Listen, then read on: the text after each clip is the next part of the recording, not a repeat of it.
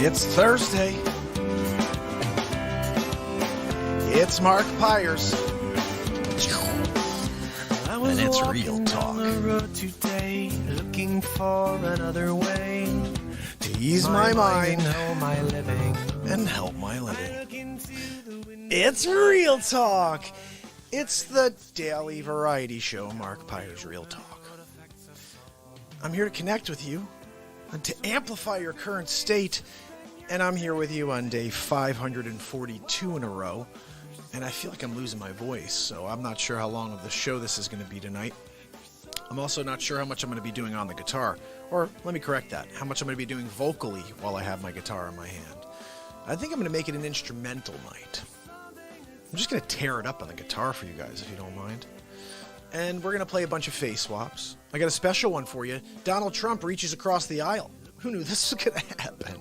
Just the Real Talk program. We're going to get into that in a second, but let's say hello to some people. Just want to make sure everybody knows we're live. I'm going to click onto a couple platforms, and let me go over to the page over here on YouTubes. On the YouTubes. You got to go to YouTubes. Check out Joe on the YouTubes. It's all there. Everything on Biden is there. Just like you got to really search, because now they're scrubbing everything that makes him look bad. It's kind of crazy, these people, what they're able to do. We're going to talk about that today. We're going to talk about the censorship that is going on in this country. We had it yesterday. It was front, forward, center in the show. We were rocking on it, right? I mean, we played this Project Veritas video where you saw insiders at Facebook that are explaining how they just pull anything that says MAGA, anything that has to do with Trump that would give him a boost, give him a chance, they pull. Anything that makes him look bad, they put out there. And it's a pretty messed up thing that we live in a world that it's so biased. You know, I understand bias, don't get me wrong. However, when you are supposed to be a free, open internet, and you're supposed to have social media, which is supposed to be free speech, allow people to express themselves, you're pulling everything down. My friend Alan had something on earlier, and he nailed it on the head. He put something in there about how you have a loss of fresh air when you put a mask on, something about this. And they pulled it down. They said it was fake news. And he's like, what's fake news about that? You are putting a mask on, it's blocking you from getting fresh air. How could that be fake news?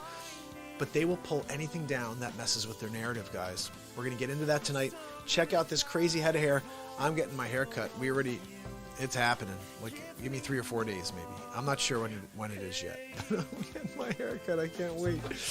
Anyway, let me head over to Facebook real quick. Let me get over this one. There's something to live for. There's something to die for. Yeah. It sure is, people. This is my song recorded in 2006. I think there's a pretty cool part coming up. I may grab the guitar and rock out. Oh no, this is the end. You know, we need our woohoo. Let's get it. Woohoo! Do you guys understand what that is? I met that guy the day we recorded that album, that song. First time I met him, walked in the studio. He had hair like this, actually, but curly in the back. Matt Zabrowski, amazing drummer, unbelievable. I wish I could get him a BeatSeat and see what he could do with it. He walks into the studio. He's like, yeah, what do you got? So we played him the tracks. I'm sitting there on the guitar. I'm playing. Got a guitar in hand. I'm just like, he's like, what do we got? What do we got? What's our songs? And this, one of the songs on the list, which winds up being the title track of the entire album, is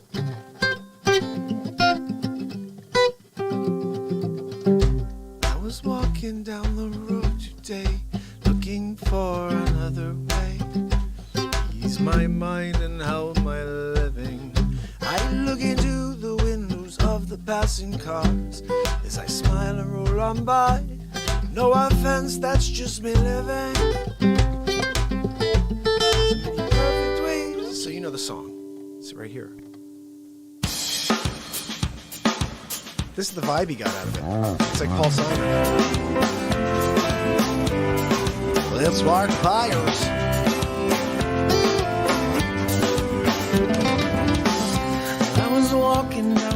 road today, looking for another way. Something I haven't really done with you before. I'm gonna jam to this song. I look into the windows of the passing cars driving next to me. Look how the open road affects us all. So many perfect ways to spend your days in it. Wow, there's something to live for. There's something to die for. Yeah, yeah, yeah. There's something to live for. There's something to die for. Yeah, yeah. Oh, I was walking down the road today, looking for another way to ease my mind and help my living. I look into the eyes of the passerby as I smile and roll on by. No offense, that's just me living. So many perfect ways to spend your days in. Wow, something to live for. Something to die for, yeah, yeah. Something to live for. Something to die for, yeah.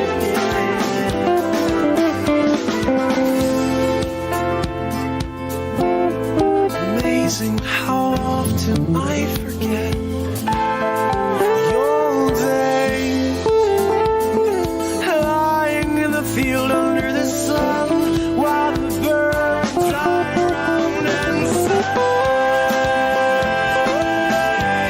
There's something to live for. There's something to die for. Yeah, yeah, yeah. There's something to live for. There's something to die for. There's something to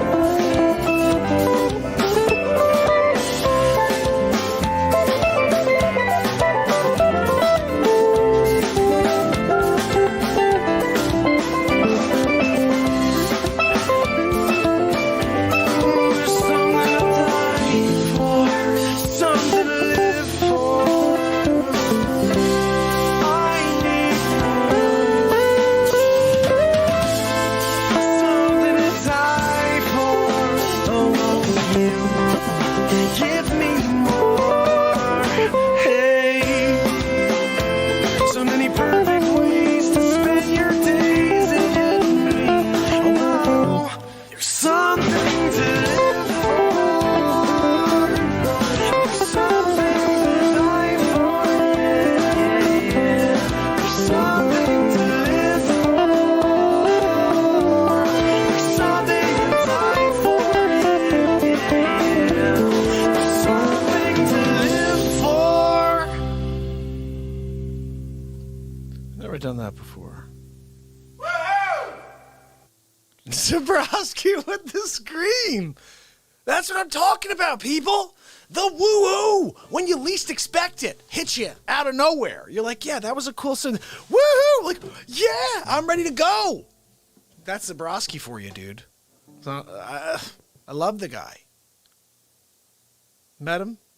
He played like 1 or 2 shows with me after we did the album. And then I kind of retired, so.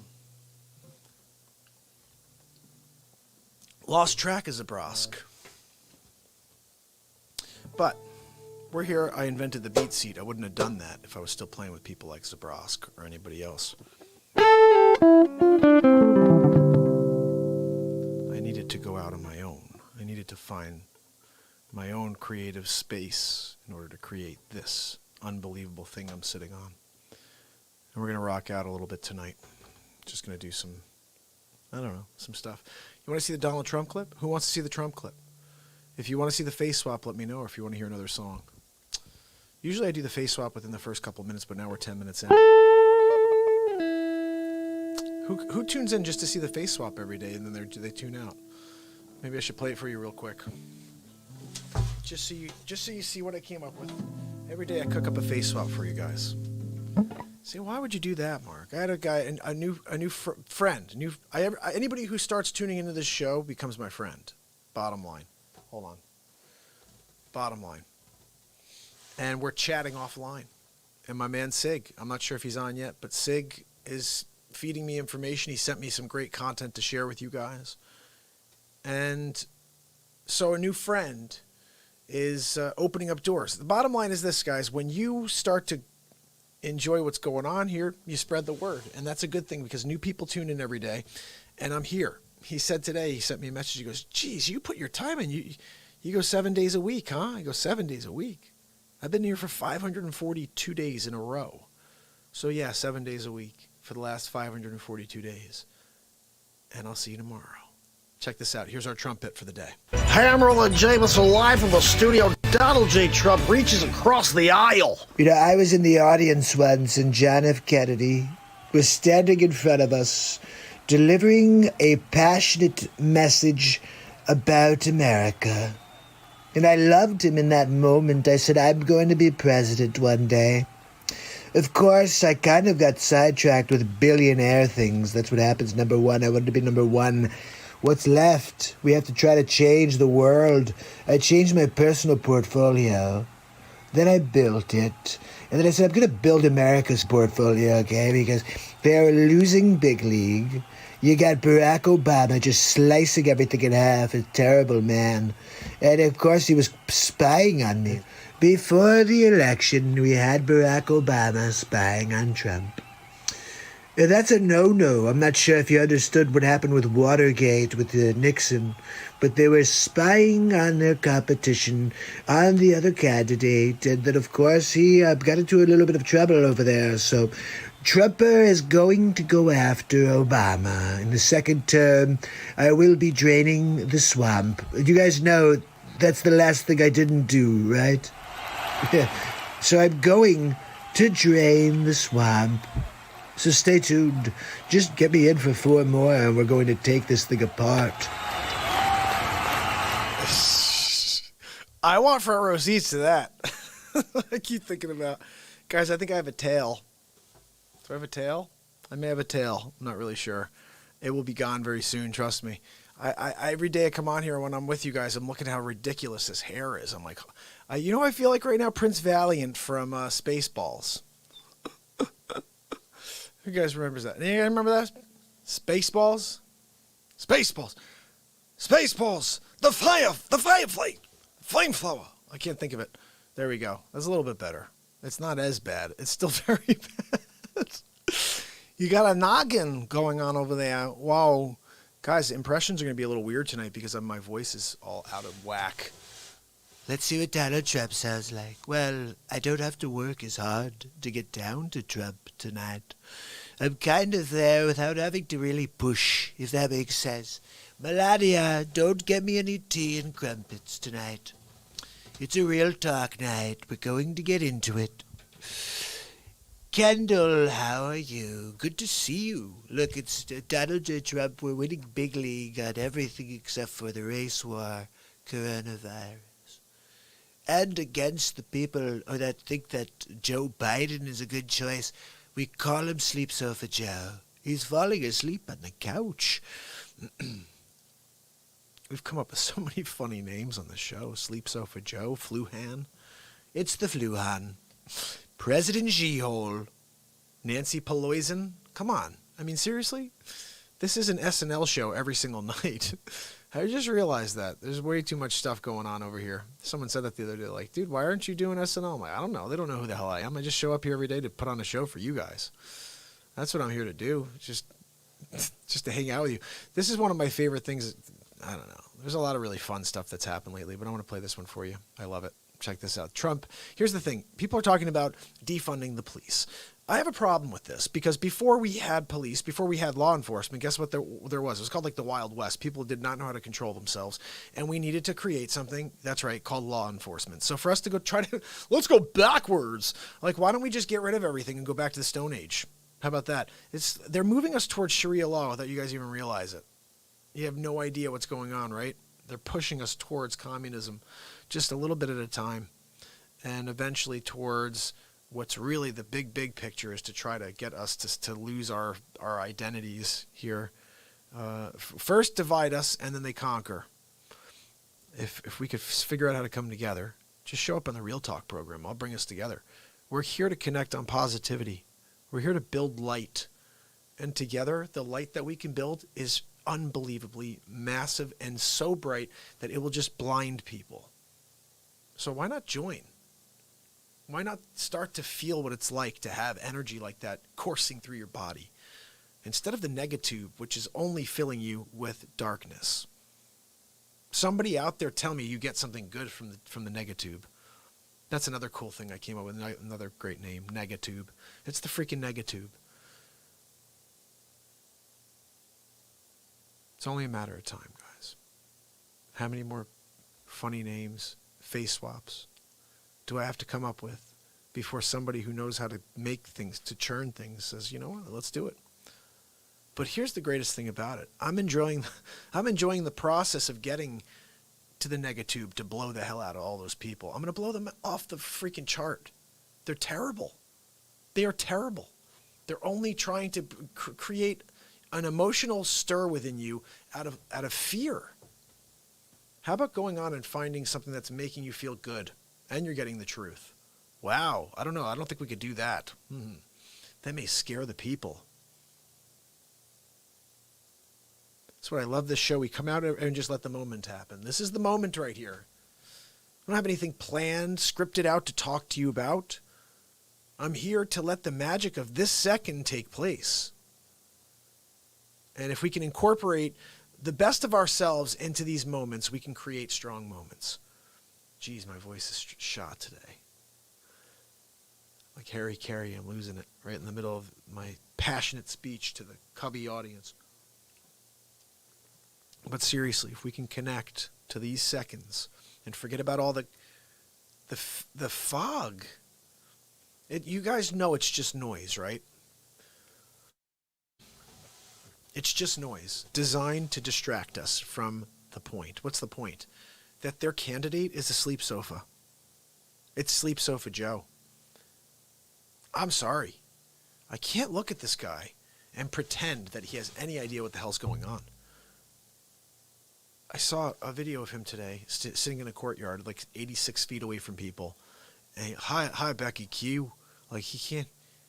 I hear him speak, and I just want to I just want to like look at people. Are you serious? This is the best you can come up with? Is a sleep sofa? Like we have enough sleep sofas in our house. I don't need another one. My man Sig is on. That's what I'm talking about. Sig, I gave you a shout out at the beginning of the show too, because I appreciate you. I was just saying, Sig, that with this show, the way the show works, I've been here for so long, and most days I'd come on here and I'll do an hour, and one person will come, maybe zero. It didn't matter, because I have a philosophy in my mind is that I'm here to leave a message on a daily basis. And if these messages are heard now, awesome, because they're great messages. We're getting into it. But one day my time comes to an end, and then all I'll have is these messages, these moments that I built here for the world to take advantage of. And you know what? They didn't catch it while I was here. I wasn't able to make an impact while I was here. But beyond the content is here, the content can make an impact. And that's my hope. So, you know, for like Sig, for example, if you go back and you look at day 1 through day 318, it was just straight up this. It was the moment happening, positivity, just trying to remind people that we all have a unique genius. Nobody understands. They're all looking at the next guy saying, I want to do what that guy does. Like I, for a while, was doing this motivational speaker thing, basically. That's the first 318, is just trying to inspire people. And I'm looking at other people that are successful in that area. And I'm saying to myself, and you start questioning, like, well, what are they doing different than I'm doing? And you start saying, well, the only thing that you could see is that it's time. And I told you I came up with time plus effort equals result. Most people, and this is where I get really bothered when I hear this thing about white privilege, okay? There is such thing called privilege, yes, but it's not white privilege. It's just privilege. Let me explain that to you, okay? Whether you are white, green, whatever the color you have, whatever your skin color is, if you are born into wealth, then you have that privilege. If you have contacts that can lead you to the water that would feed you for the rest of your life, you have privilege. But the color of your skin does not give you privilege. That is the silliest thing I've ever heard in my life, because the bottom line is this. People of all race and creed fail on a daily basis. And the bottom line is they just didn't have what it takes to keep going. It's not about the other person had privilege, white privilege. The other person just kept going. I got this kind of thing that always goes in my head, and I hated it as a kid. But in my mind now, I'm a musician now. I wasn't as a kid. I didn't pick up a guitar until I was 18 years old. And I never learned a thing on it. I just write and I play from here. I just know the major chords and I just feel things. But the bottom line is, never knew how to play the guitar, didn't understand that I was a musician. And the thing I hated most when I was a kid was hearing the Energizer Bunny. Still going. He keeps going. Is he still going? He's over the mountaintop. Still going. And in my mind now, that's like the beat. In my heart, in my life, it's like I got a message to leave every day. Right now it's 1 to 5 hours. But when this grows and we do have a 550, whatever, 100 people, 500 people on with me, these turn into 10, 15-hour shows. I can't go anywhere when you guys are on with me. And this is a small group of people. I'm here to connect with this world. That's my mission in life. We all have a mission and we have a follow-up mission. The first one's a personal mission. The other one is a mission for this universe. We're all supposed to give something back. And most people don't realize that. They go through their entire life selfishly, seeking that one thing that they're meant to do. But you're also meant to do something for your fellow man, for your brothers and sisters of the world. And another thing, when you've come out here for 542 days in a row, because you believe you have this mission to connect this world, I'm not here to connect the white people. I'm here to connect the entire universe. We are all one. I said something yesterday that people may not like. Every single life matters. And if you're saying anything different, you're division. You're division, and I don't want to hear it. It's not about dividing. We are in 2020. There was a president for 8 years that was black. We all supported him. We all loved him. I didn't like the last 4 years. It's because the real estate was not good. And I'll blame my business on the president. I don't care who the president is. The last president wasn't good for business, for taxes. You know how much money they took out of my pocket? How much money did they take out of your pocket if you were paying taxes? If you were paying taxes, they took a crap load of money out of your pocket. And believe me, I pay my taxes. I'm a real estate agent. The first person they go after, realtors. They go after realtors, mortgage brokers, anybody that's an independent contractor. That's the first person they go after. The first people that they'll try to audit.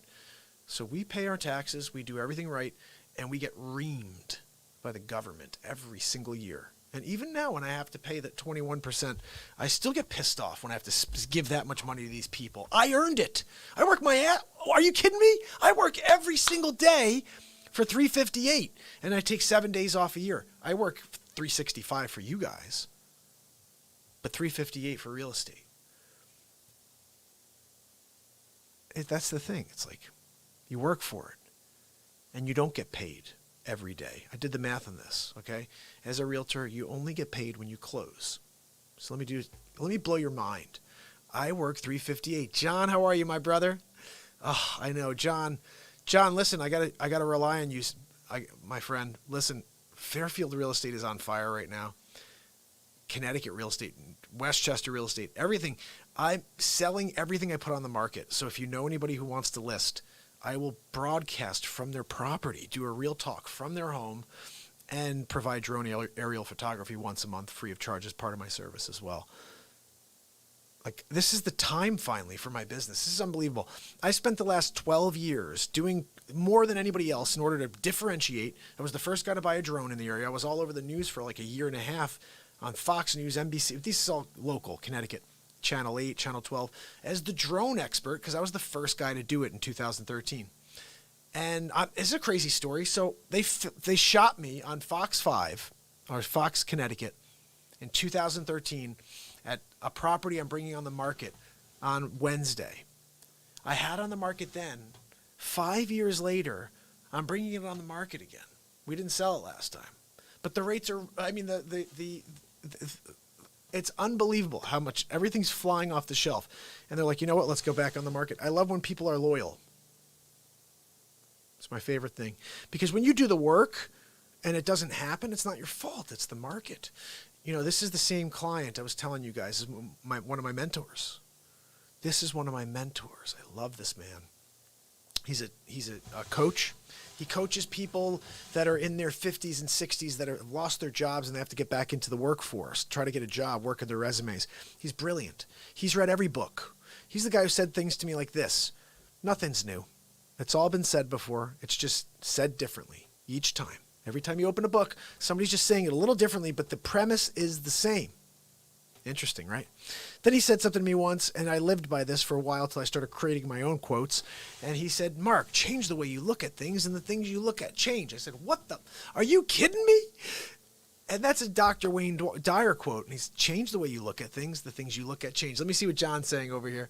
Yeah, John, I came on a couple days last week, buddy, at like 6. I came on at 6. This was like 3 days ago. 6 o'clock, 8 o'clock, and 9. Tomorrow and Saturday are going to be late, but rest assured, Sunday through the next week, I will be on at 6 o'clock, okay? 6:30. So just make sure you join me and spread the word, okay? Oh, my goodness. Yeah, that's the thing. John's right. All New York people, but this is good. Here's the good thing. For a while, we had the people that had to make a change in New York City. They were like, I got to go from either a 600 square foot apartment to a 900 square foot apartment, or I can move out of the city. And everybody would say, I'm going to stay in the city. I love being in the city. It's the nightlife. Now with coronavirus, nobody wants to be sharing elevators. They had a stat that everybody quarantined, everybody was inside, and 65% of the people that were getting the coronavirus were quarantined. How are they getting it? They're getting it from the groceries. They're getting it from touching elevator buttons, and nobody wants to be there anymore. So here's the thing. If you wanted to get market value for your house, if you wanted to sell your home in the next 30 to 60 days, give me a ring. If you know anybody who's thinking about selling, shoot me a message. Let me know. I'll reach out to you offline. Because right now, here's the thing. I left my old firm to go to the Berkshire Hathaway. I just created a team, the Mark Pyers Real Talk team. This isn't just so I can go out there and just do some business. I wanted to build something massive here at Berkshire, and now is the time it's going to happen. So here's the other thing I'm laying out there. This is a platform for me to reach out to you guys. Are you in the area? Do you have time in your hands and you want to also sell some real estate on the side? You have contacts? There's some really exciting things you could do without even having to put too much work in. You could, I think, online, you could take the classes right now because of coronavirus in order to get your license, and you can work for me on the Real Talk team if you're in Connecticut or Westchester. And here's the best thing. Even if you don't want to work necessarily, just you get the license, you keep it with me, and anytime you have any contacts, you send them into the team. We'll take care of it, and you get paid for sitting there and just sending in leads. It's a ridiculous opportunity, and you would be part of the Real Talk team. We'll be broadcasting together. We'll be sharing information, and anything I can't handle is going to be going to the team.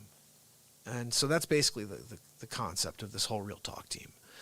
And if done correctly, we build out the team so they are working the way I work. What I mean by that is the philosophy of Real Talk, my philosophy in real estate, is to tell people what they need to hear, not what they want to hear. And I've gotten a lot of listings like this, and I've also lost some because some people don't like to be told the truth. Some people like to get pat on the back and tell us how great their home is and fluff them up. And I don't play that game. If it's beautiful, I'm going to tell you, but I'm also going to tell you where the market is. And there's a distinction. There's a distinction. So there's two different, concepts. There are agents who will go in there, say what they need to say to get that listing with a sheet of paper in their back pocket that a week later they're going to walk in and ask for a reduction. Sorry, it's not working. We got to reduce. I'd rather let people know what's going on right from the beginning so they know how to sell. Most times when I don't get the listing, they go with the other guy or girl, and a year or two later it sells exactly where the market told them it would. And I don't want to say where I told them, but I only listen to the market. We're not able to tell you anything more than the market tells us. If the market's trading at 1.5 for properties like yours, you're going to get somewhere around 1.5.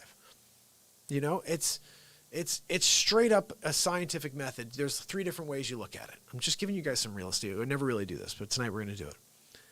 So you can look at pricing your home 3 different ways. First one is looking at the assessment. And that's never a good way to do it. But the assessment's 70% the value of your home. So if you look at it and you figure out the other 30%, that's a number. The next one you want to look at is comps. Your comps are going to tell you something. If you look 3 to 6 months out, everything that's 4,000 square feet, within range, updated like yours, etc., it's going to give you another number. The third way you look at it is a gut feeling. What do you think it is in this market? How does it feel? What kind of market are you in? And you start getting 3 different numbers. They come together into one number. But don't ever let an agent tell you what a house will sell for. Oh, you're going to get. Nobody freaking knows, okay? You don't know what that buyer is willing to pay.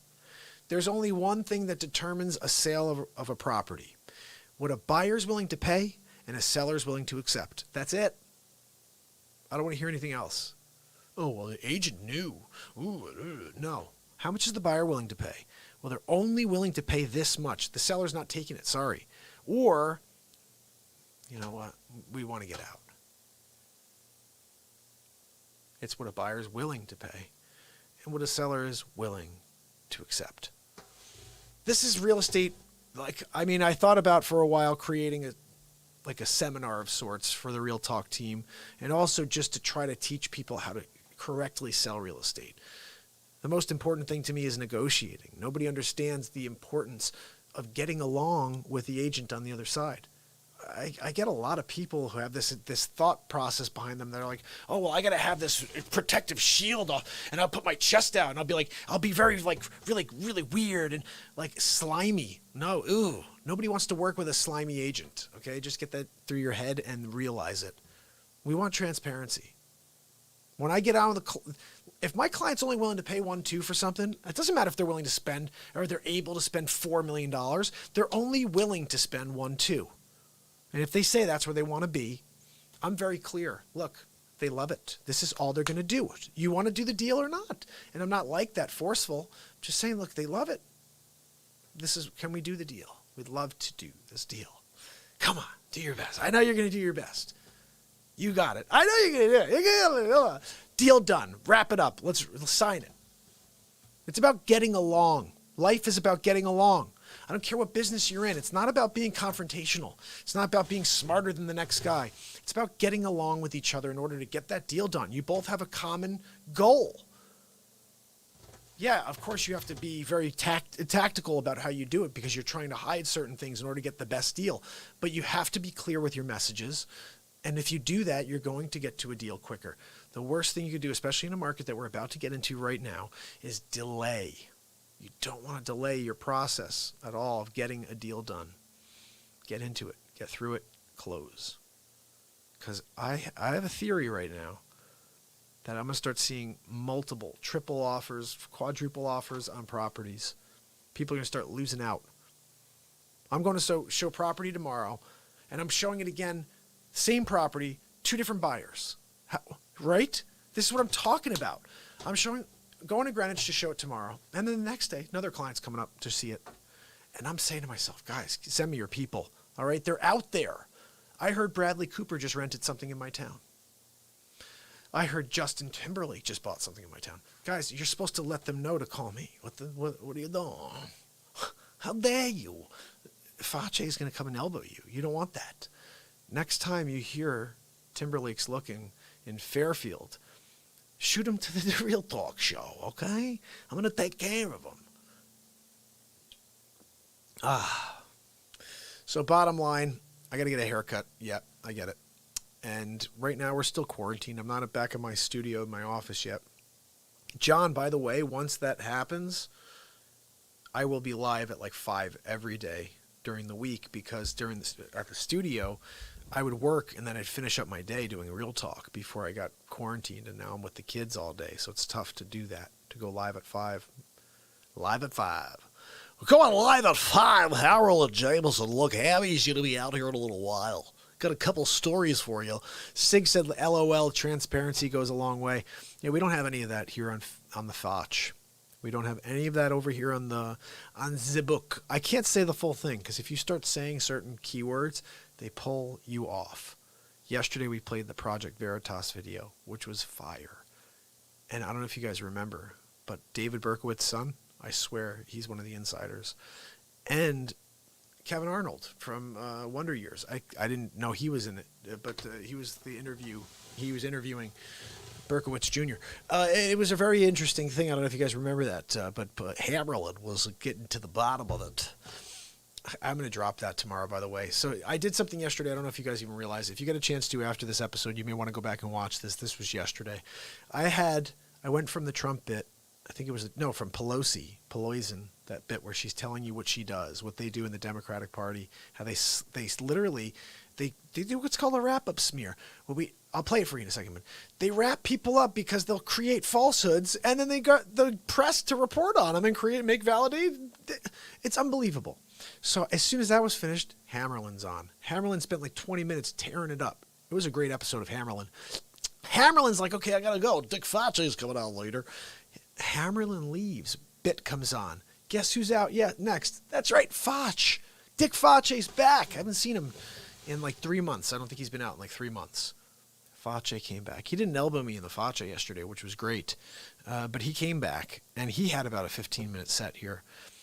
And I'm thinking about dropping either the whole thing as one or doing just Hammy and then just Fauci. But we're going to start getting more Fauci into the show again. He's just too much fun. Sig, you were on for Fauci yesterday, right? There's nothing like Fauci, okay? Let's see what I can play for you guys real quick. I didn't play you this yet. I've been talking the whole time. This is what I wanted to play you. I don't believe I played this for you yet. Hammerlin Jameson in the studio, ripping the lid off. Donald J. Trump putting together an elite task force of special operatives. Thank you. Please take a seat. Thank you so much. I'm here to talk about police reform. Of course, it's the hot topic subject out there, besides the race war, of course. But I thought what we should do is reform the police departments. And we're hiring some heavy hitters to help us on the streets. A couple that you may not know about. As you've heard of Cobra, no doubt. Sylvester Stallone.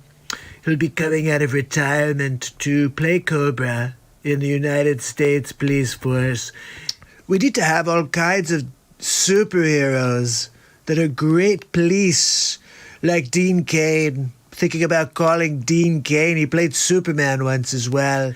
And also Steven Seagal will be coming out of retirement, taking his ponytail out and pushing people and flipping them over with his Steven Seagalness.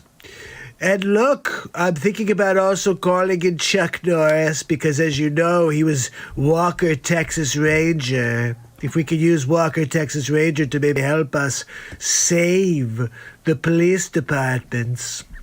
So we're thinking maybe, I know we had a problem, but I'm thinking about calling up Arnold Schwarzenegger, kindergarten cop. That's right. He's a very, very gentle police officer. Also, we're hiring Peter Weller. That's right, RoboCop. We figure maybe we could get RoboCop out there to start fielding some criminal activity. He doesn't see color. RoboCop does not see color. He sees crime. So I'm thinking about bringing RoboCop on and making lots of RoboCops. Look, it's 2020. Why don't we have RoboCop 2020? Peter Weller edition. I already called him. I already called Peter Weller. You called Weller? Yeah, that's right. RoboCop. No racism here. It's RoboCop. He sees crime.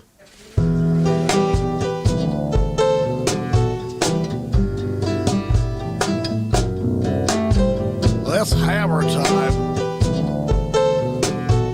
That's right. It's Hammerlin Jameson. We're ripping the lid off the fake news here every night on the Real Talk program. And we're going to be very short here this evening because good old Ham's got a little bit of a throat issue this evening. I think he needs a lozenge. Hey, Kato, can you get a lozenge for the old Hammer Jammer? Appreciate it. Thanks so much. So check it out on the news today. Very important news. I have to say that every time. Oh, not sure what this is right here. Hammer Jammer, the new COVID-19 cases surpassed peaks on April. Look, it's not looking good out there, people. Bottom line, it looks like everybody's getting coronavirus, even though they thought that we were doing well. And of course, they said it wasn't from the protests. Interesting. Okay, step forward. Confederate monuments officially being removed across the United States of America. What does everybody think about this one? They're knocking them all down. Now, I guess the Confederate ones I really don't care two craps about. I'm just curious what you think. Hammer Jammer. Let's see, I'm moving forward. Having a hard time tonight, guys, with the voice. I'm doing Harry Carey without even knowing it. Oh. Hammer Jammer, coronavirus. All right, guys, I can't do the voice tonight. I can't do the old Hammer Jammer tonight. I'm killing it, but we're ripping the lid off anyway. California coronavirus update. Governor Gavin Newsom reports that 25% of the state. I'm still doing it anyway. 25% of the state have COVID-19 infections, and it's happened in the past 2 weeks. But of course, that has nothing to do with the rioting. Let's see what they said over there with the California Newsom. Hey, Newsom, how do you do over there?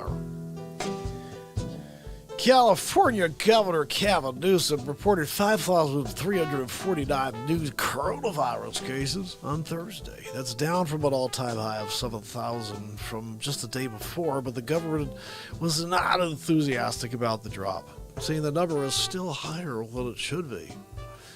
Look, Hammer Jammer, you should have kept them in. Oh.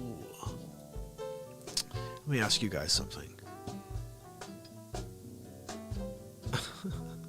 I gotta pull this up. Oh my goodness. I didn't see this. This just came up right now. We're gonna pull it up. Look at this. This is real-time news right here, people. Real-time news. Tell me what you think of this. Roseanne Barr calls Donald Trump the first woman president of the United States. I think we gotta hear this, right? Don't we have to check out what the hell that's about? Donald Trump, look, I'm going to be the first woman president of the United States of America. Let's see what it says. America has finally elected its first female president of the United States, at least according to Roseanne Barr.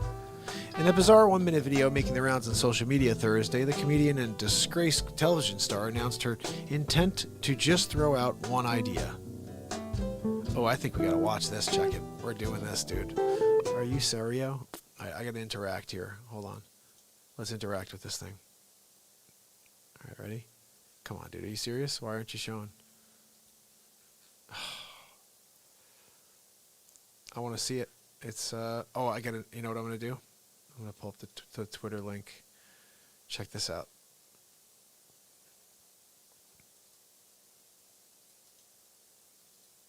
Hold on. I'm going to block you out there, Roseanne. I'm going to put you on over here. You guys ready for this? This is Roseanne Barr. And she's saying something crazy here. Let's see what she has to say. This is the Hammer Jammer. Oh, hold on a second there, people. We're just going to get interacted over there. Burn me at the stake for Okay, let's see what Roseanne has to say here. She looks really great. You know what I think? You know, discuss amongst yourselves. If you don't agree, you don't really have to burn me at the stake for not agreeing with me. But let me just throw out one idea, and I hope that the hungry dogs in the street have enough meat as not to come after me for thinking and speaking. I'm tired of it. But I have this to say as follows. And it's okay I say it because nobody lives that fucking thing I say, which is great. I'm tired of being Alright, monitored. that kind of pushed over the edge there on the Hammer Jammer. Fuck it. Alrighty, though. Say what I'm going to say. I probably should have prepped this one Trump? first, people. Hear me when I say this. Say it, Roseanne. Trump You're saying is, all right. in my opinion, the first woman president of the United States. Can you explain further what you mean? No, you can just swear. Okay, great. Thanks for that. You know what I think? I really don't want to know anymore because you kind of went over the line here on the Real Talk program. We're not supposed to be doing that here on Real Talk. This is a clean program there, Hammer Jammer. I'm just telling you. Roseanne, she came out and did something a bit illegal. So check it out, people. Sorry about that. If you are offended by those words, you shouldn't be. They're real. They happen. I had Mary M on a couple times, and I said, look, don't stop being you. This show's about being you. I'm able to be me without having to say those words. You know what I mean? But the thing is, it's not like I don't ever use them. I just want this to be a clean program when I put it on. You know what I'm saying? And I can stay within those constraints. I forget who it was. Somebody recently was like, I can't believe that you do all this comedy without swearing at all. You don't say anything that's like over the line, so to speak, and you're able to be funny. I said, well, I guess when you don't have that as an option, like I don't even think about that as an option, and I just work within the constraints. You know, I don't know. It's the only way I could think about it. Like whenever I'm doing any bit, I guess there's a couple times I'll say stuff and I'm like, I can't use that. I'll just rip it out and just throw it away. I got to do an outtakes episode where I go through all of my FaceSwap extras, because I'll do like 4 minutes and I only give you a minute and a half. And there's all this other stuff that I never use. I should create one long, just random Trump escapade where he's just like talking with all these different speeches where it's not the stuff I use, but it's just him being so weird. The thing is, guys, that's the thing I don't have time for. If I did, I would do that. Or if I had like a crew to get. Why am I still wearing this stupid mustache? Hammer Jammer, look, I gotta explain something to you. When Hammer Jammer comes out, it's hard for me to not be Hammer. Whenever I look at the screen, I'm like, geez, this guy looks like Burt Reynolds, 76. I gotta tell you, actually, the mustache. Hold on. There we go. Hammer Jammer. Hold on a second. I'm trying to get myself one of those things. What are this called again? The one in the sale? Oh, I feel like Jeff Foxworthy. Hold on, check this out. Look, I'm Jeff Foxworthy. Yeah, sometimes you find yourself on the corner and you take your crap and you wind up using it to warm yourself in the winter. You might be a redneck. I think I look like Jeff Foxworthy right now. Well, how about that? He's Foxworthy. Check that out. Hold on a second over there. Just got to fix my little hairdo over there. Give us something over there. Check this out. Got to tell you guys a little story, see? We got ourselves a little bit of a problem here. Got this bit of a sleep sofa with his man. They're calling this guy a candidate. If you want to call him that. Call him 2 bags of sticks inside a bag of crap on my suitcase. I don't even know what I just said either. Sometimes I wonder what the hell is going on in this country. That's right. My name is Dennis Misquoopitruver. I don't know. Oh, I'm out of my freaking mind. I'm going to take this off now. Hammer Jammer. Oh, the old Hammer Jam. Look, you've got to be a hammer jammer if you're going to find your way through life. You could be the hammer or you could be the nail. It's one or the other. Sometimes Hammerlin is just both at the same time. He'll hammer you and he'll stick you in the eyeball with a knife. And you'll be like, oh, why'd you do that? I'll be like, because I'm a hammer. It's freaking hammer time. Why would I not? Maybe next time you should cover your eyes with goggles. How about that? I don't know what the hell I'm talking about. Anyway, listen, guys, I'm going to play you a couple more little bits here. It's a Thursday night. I will see you tomorrow for the big Friday Live. Hopefully my voice will be back. We'll be able to do something. Should I play you guys a little something on the guitar? What do you think? Let's see. Hammer and Jameson in the studio, ripping the lid off. Donald J. Trump putting together an elite. We did that one already. I'm going to roll you back and play you something random, okay? Let's pick something random out of the hat, and let's just see what happens. Let's see what we got over here. This one was very funny. I remember this one. This is at the very beginning of coronavirus.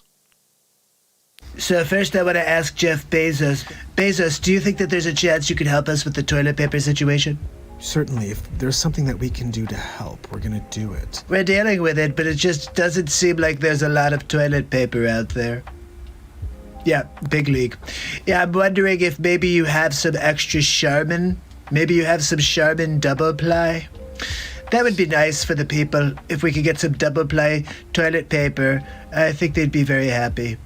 I think it's very important for us to be there for the American people. And if they need toilet paper, I'm gonna get them toilet paper.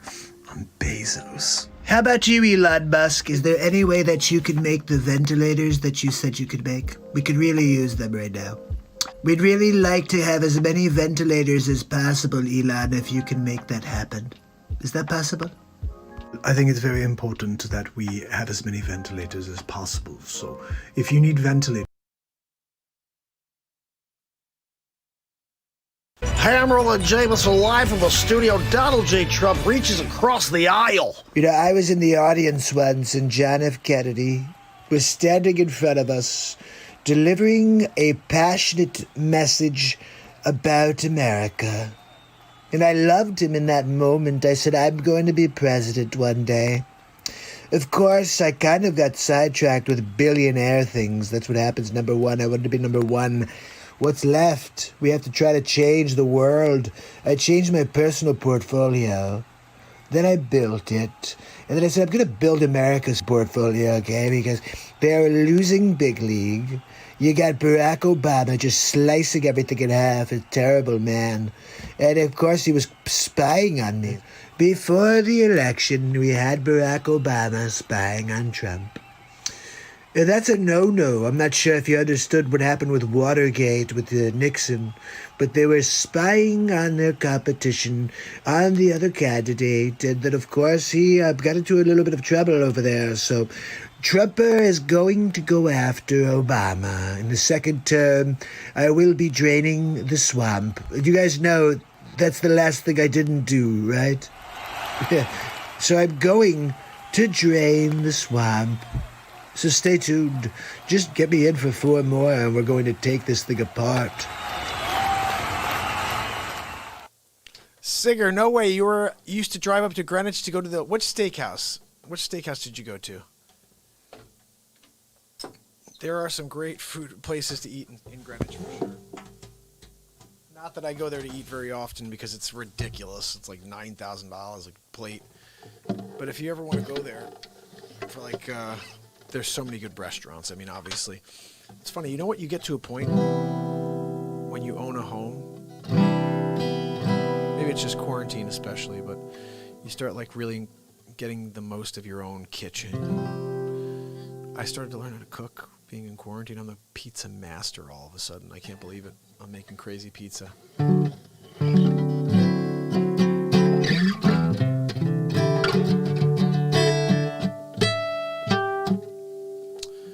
Shall we play something?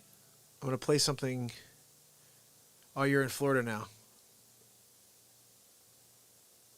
Wow.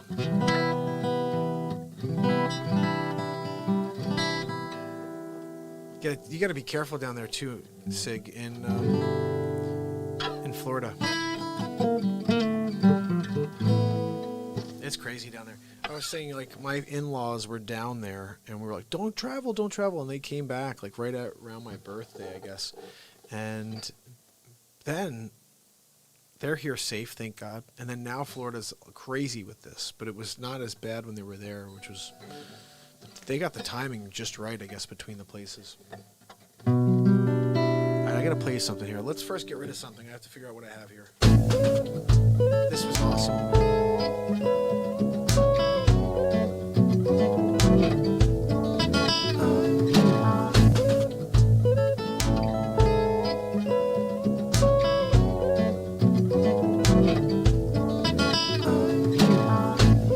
That was fire. We're gonna save that.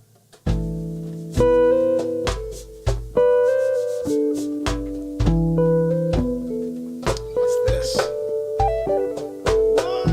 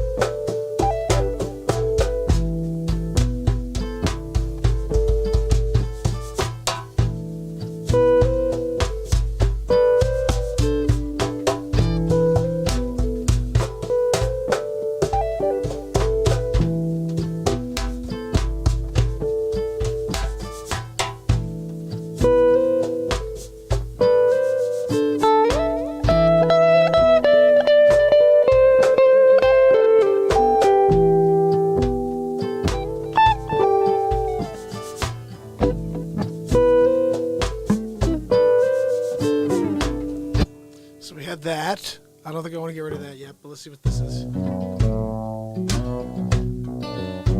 Alright, we can get rid of that. Good. Now we can roll. Let's make something.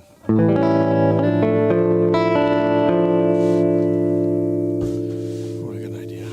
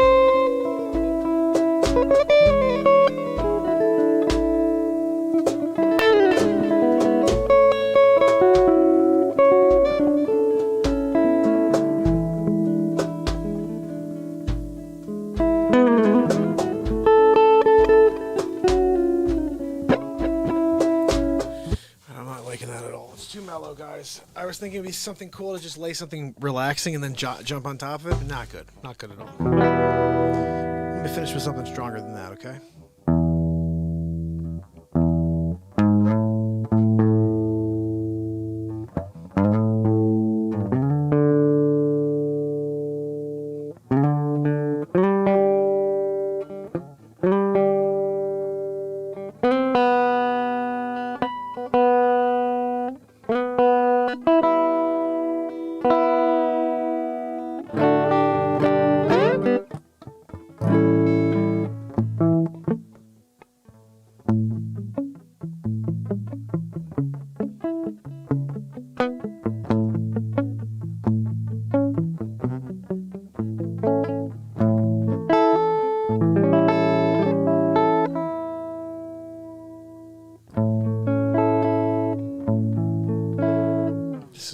Guys, I'm not playing this sucker.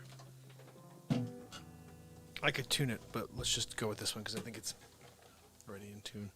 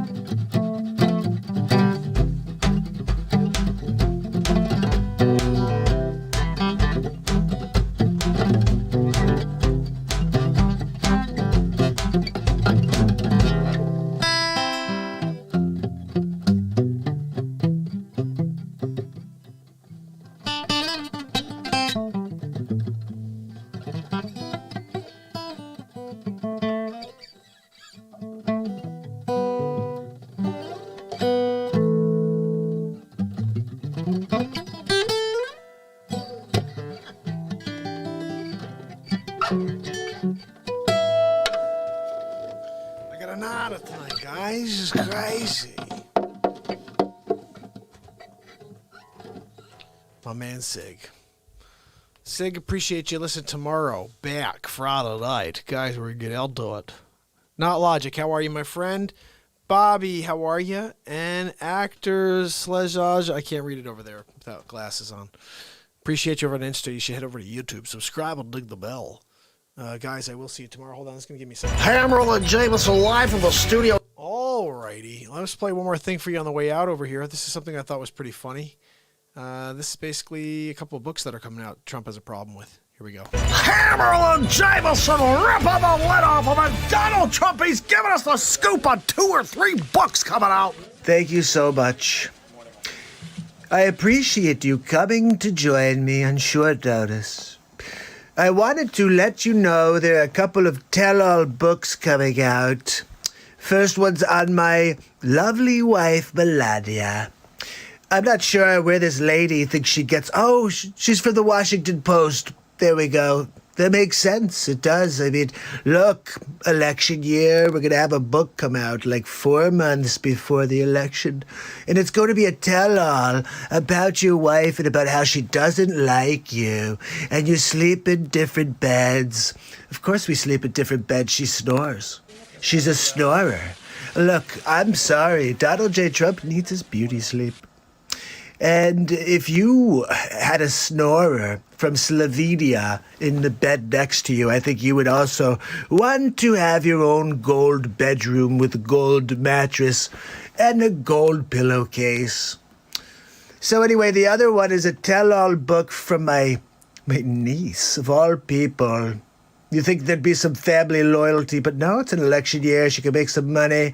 Look, she's not a billionaire like Donald. So she's taking her shot. I get it. The other one is Bolton. I gotta tell you, Bolton, he's not like Michael Bolton at all. He has no charisma. No charisma like Michael Bolton. I'm just saying, he's not charismatic at all. He probably takes a crap very awkward as well. Like maybe he's like leaning, to stabilize. I don't know. Look, it's all BS, fake news, just letting you know. Couple outtakes for you. I'm just saying, he's not charismatic at all. He probably takes a crap really awkward. He probably takes a crap very awkward as well. Like maybe he's like leaning against.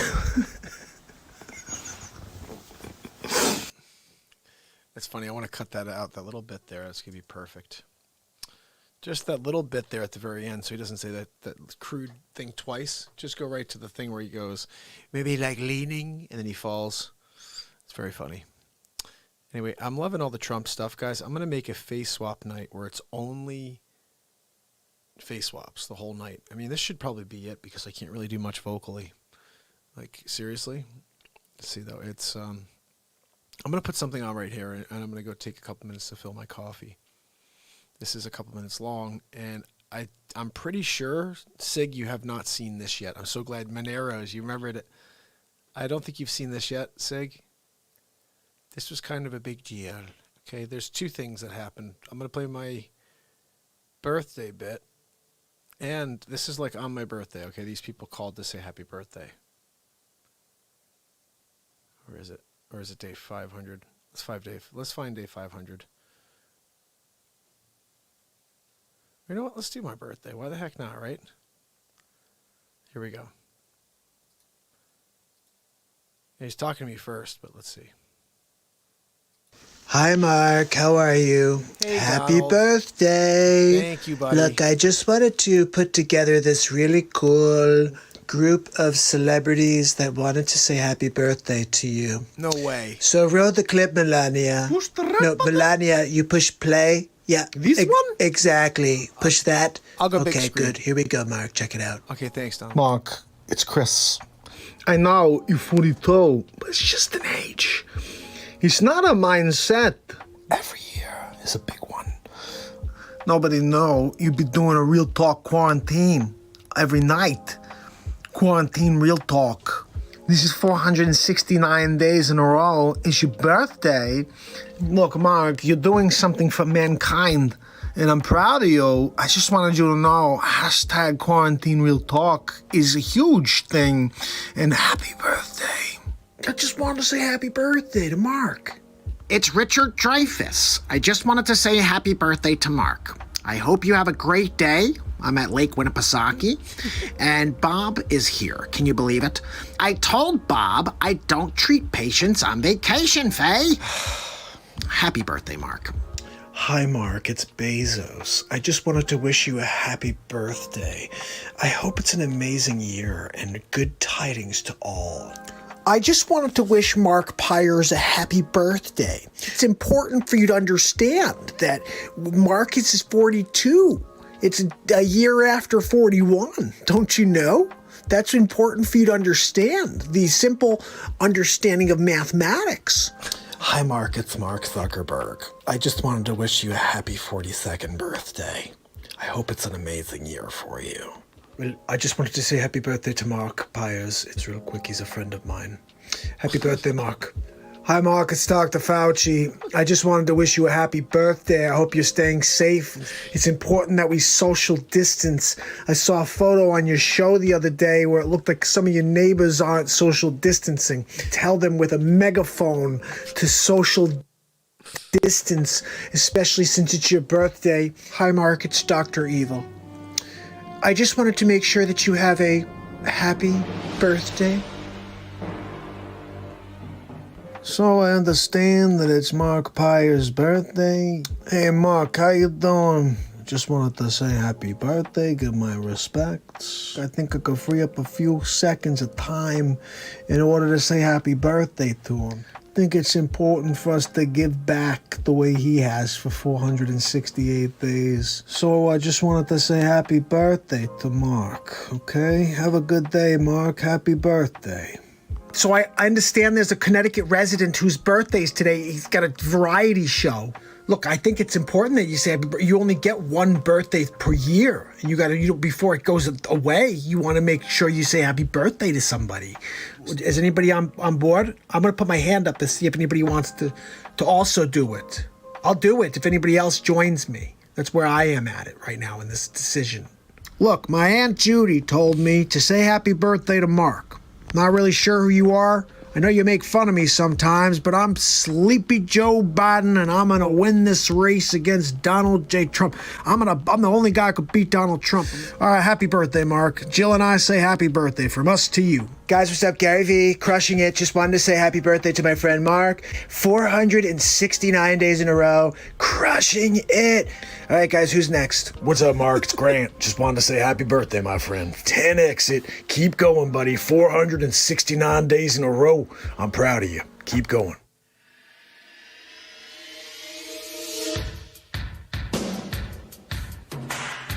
April 13th, 1978. Mark Pyers is born in Suffern, New York. How did he become one of the greatest talk show hosts in history? Join me on this Unsolved Mystery. So, Mark, what did you think of the birthday message? That was insane. You know, Donald. the list was much, much longer. Really? But we can't stay on all day entertaining you. Anyway, what did you think? Who was your favorite? I liked Gary V and I liked Biden. Really? Yeah. I would have said Christopher Walken for sure. Oh. You liked Biden? Yeah. How dare you? What do you mean? I'm on the table too, Mark. It's Oh. not just the people that were in the happy birthday clip. I'm saying, who is your favorite message from? From you, Donald. I thought you were going to say Donald J. Trump. Yeah, of course. I'm winning big league, even on the Real Talk show. Anyway, I'll see you later. Melania's calling. I'm coming, Melania. I know, it's Mark's birthday, though. Look, Mark, I've got to get going now. Melania is calling. I get it. Melania, I hear you. Okay, Mark, let me get going. I will see you tomorrow on the next Real Talk. Melania, for the love of God! Oh, my goodness. Donald's getting it tonight from Melania. Look, she's going to take him down to Chinatown. That I'm so happy I watched that, because usually I'll put that on and walk away and go grab my coffee, but I watched it. I forgot how funny that bit was. I did that on my birthday, and it was pretty good. You know, each of these things are totally insane, like completely insane. You know what I love, Sig, is like when things like this happen, I can play you the craziest stuff. You'd be like, what? Like, did you see this? This was kind of nutty. I'm going to play you a couple things here. Well, I'm very upset. I was doing really well. Now I'm not doing well at all. Well, I think my Aunt Judy did it best. She said that I was the best candidate. Did you always know that you'd be good at this? But you know, I was thinking that I was very good when it was hot outside and when the sun was beaming down on my head. Oh, I would ask you, Joe, would you ever say that you would cut Medicare and Medicaid for all? Did you ever say that, Joe Biden? I would never do that. I would never cut Social Security ever. My Aunt Judy would never let me. Well, I'm going to tell you, if you listen to me, I'm going to tell you exactly what you can do. If you go to YouTube, you ever tried to do it before? Of course not. Did you ever say that before? No. Check out the YouTubes, and you can find everything that Joe is talking and saying he didn't do. I've been doing it since 1947. I was the first guy to help. I was the last guy to help, and in between I helped as well. You just be honest. Would you ever be able to do that? I'll be the best hall monitor you'll ever find. I will be the best. I have the best base. All my people love me. I want to get Joe Biden in there. I won every single election. I don't even know how. Oh my goodness, I can't believe how good my Bernie was, and I don't get to do them. Yeah, thanks, buddy. I got a couple that you're going to be blown away by. So we haven't really done much of my Dr. Evil's Bernie Sanders series. I had a pretty funny series during that whole thing, Sig, where it went from Bernie. No, first it was Bloomberg, and then Bernie, and then Biden, and Dr. Evil's trying to get each one of them to take down Trump. Where are my Dr. Evil clips? I'm going through them for you right now. You got to see these. They started as pictures at first, okay, just so you be aware. It's not going to be as cool as they are now, where they're like, you see them where they're, you know, it's full random, like a video, and it looks like them. All right, here's Corona Evil Final. I'm not sure what this is. I'm going to just play you stuff as I see it, okay? Let's see what this is. This one's how long? 3 minutes, jeez. Okay, let's see what this one is. Number 2, have you seen the outcome from the coronavirus? I have seen Dr. Evil. Congratulations on your success. Frau, did you see? I did, Dr. Evil. Perhaps Donald Trump just wants the world to come to an end? Everything's on lockdown, number 2. I've got him right in my hands now. Number 2, can you get Bernie Sanders on the line for me, please? Thank you. Dr. Evil, I have Bernie Sanders on the evil monitor. It's Bernie Sanders. Bernie, it's Dr. Evil. Oh, hi, Dr. Evil. What's happening to you out there?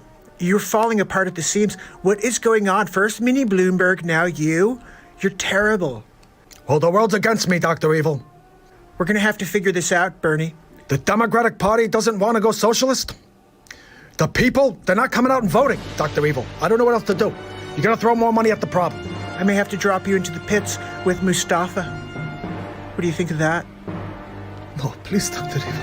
I may have to call it quits soon, Dr. Evil. I did my best. You can't put your thumb down on me any longer. This is Bernie. Out. Oh, crap. We have to get Donald Trump on the phone. I want to hear what he has to say about this turn of events. Number 2, can you get Donald Trump on the line for me? Thanks. Dr. Evil. I have Donald Trump on the evil monitor.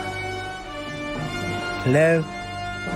Donald, it's Dr. Evil. Dr. Evil. How are you today? Just wanted to see how you're doing with this outbreak. I can't stop it. I can't stop it, Dr. Evil. Why did you send the coronavirus to the world? I'm freaking Dr. Evil. It's my destiny to rule the entire planet, Donald. You're making the world a terrible place, Dr. Evil. How do you sleep at night? I sleep like a dream, Donald. Well, I'm surprised you sleep at all. I can't believe you sleep at all, Dr. Evil, because it is vile what you've done. Donald, look, I will rule the world. Well, you know what? I'm going to tell you 3 things I don't like about you, Dr. Evil. You've got a temper. That's number 1. I don't like people with a temper. Number 2 is your number 2. I don't like number 2. Oh, but I love number 2. I have a problem with number 2, okay? I'm going to send Mike Pence for him. Mike, I need you to go and do that for me. Anything you need, Mr. President? As soon as we can find his location, I will we'll basically drop a number 2 on number 2. Okay? Thanks for coming out. And number 3, Dr. Evil? Donald, hello? Number 2, you're supposed to warn me when that happens. Son of a bitch! So, okay. They're not as cool because it's pictures, but still the content is strong. Check this one out. This is another one. Uh-oh, that one's not working, I guess, for some reason. All right, this is the other option for that one. I was hoping that one would work because I think it's the one I wanted you to see. How about this one? Evil Mini. Let's see what this one is. It's pretty much what I think it is. Number 2, did you see the latest? I've installed one of my own henchmen against Donald Trump. Number 2, can you please pull him up on the evil monitor? Hi, Dr. Evil. Hello, Mini-Me. Yes, I'm in the presidential race now against Donald Trump. When I was the mayor of New York, I dealt with bullies all the time. You think I can't deal with Donald Trump? I'm Mini Mike. I could deal with any bullies. This is wonderful news, Mini-Me. Number 2, get Donald Trump on the line immediately. Dr. Evil, I have Donald Trump on the evil monitor. Donald, it's Dr. Evil. Dr. Evil. How you doing today? I'm Trump-tastic. How you making out against my friend, my henchman? Mini Mike? You may know him. That's my guy. You better watch out. He's coming for you. Oh, you sent Bloomberg over? Oh, that's great. I'll play ping pong with his head. How about that?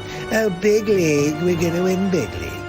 Well, you better watch your back, Donald, because he's coming for you. Oh, I'm really worried, Dr. Evil. I'm so scared. Oh, ooh, I'm shaking in my boots. Well, you better watch your back, Donald, because he's coming for you. Hey, Dr. Evil, hold this for me. And if you don't... Hello? What? Hello? Number 2. Again, number 2? You're supposed to warn me. Son of a bitch. That one, I forgot to put the buzzer there at the end. The empty phone line. What's this one? Number 2. Have you seen the outcome from the coronavirus? I have seen Dr. Evil. No, we already saw that one. Hold on. There's another one I wanted you to see. There's one right next to the one we just saw. Right here. Let's see what this one is. Ready? These are silly, I know. But look, we're here to be Number silly. 2, did you see the latest? I've installed one of my own henchmen I think we against just watched Donald this. Trump. Yeah. Number 2, can you please... One of them is a little edit. That's all it was. Hold on. Let me give you another one here. I kind of want to see what this one is, but I feel like we just saw it. How about this one? Evil Final Try. This may be the one I was really excited about. Here we go. Donald Trump. Dr. Evil. Dr. Evil. Yes. Third time's the charm? It always is. Perhaps. Dr. Evil. We're having an issue with the Evil monitor. Oh, Donald, hold on one moment. Number 2 says we're having a problem with the Evil monitor. Ooh, an evil monitor. What's that? Dr. Evil Trump needs his own evil monitor. Wait, what are you wearing? It's Dr. Evil Trump. You're freaking wearing Dr. Evil's clothes. Look, I know you took my wardrobe. This is what I wear at night. Yes, it is a wig. You know you stole your character from Dr. Trump. Dr. Evil, what is an evil monitor? I've got to get one. Is it on Home Shopping Network? My evil monitor's rebuilt from you. Hello? Donald? Number 2, he did it. He did it again, number 2. Motherfucker!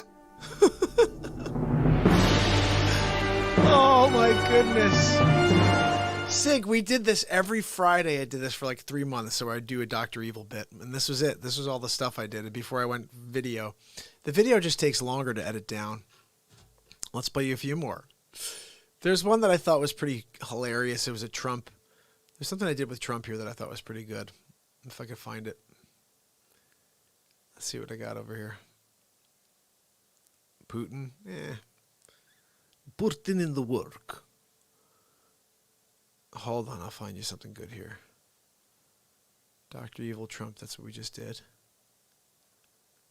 All right, this one I like. Okay, just this happened, so I thought it would be a funny thing to do about 2 months ago. You may remember, maybe 4 months ago. Elon, it's Mark Zuckerberg. Hi, Mark Zuckerberg. What is this you're saying about Facebook? It's crap. It's absolute crap. What have you created besides everything? You didn't create a social media network. I'm thinking about making Tesla Book. People can go there and they can optimize their social media experience. Because Facebook is crap. You can't say that Facebook isn't the greatest platform ever. We have ads and we have social media. And people like to go on Facebook. Have you seen the platform? Tesla Book? Working on it. You're making it look really bad for me out there. And I don't like that because I'm Zucks. You don't mess with the Zucks. Well, I guess I just have to say that your platform Zucks.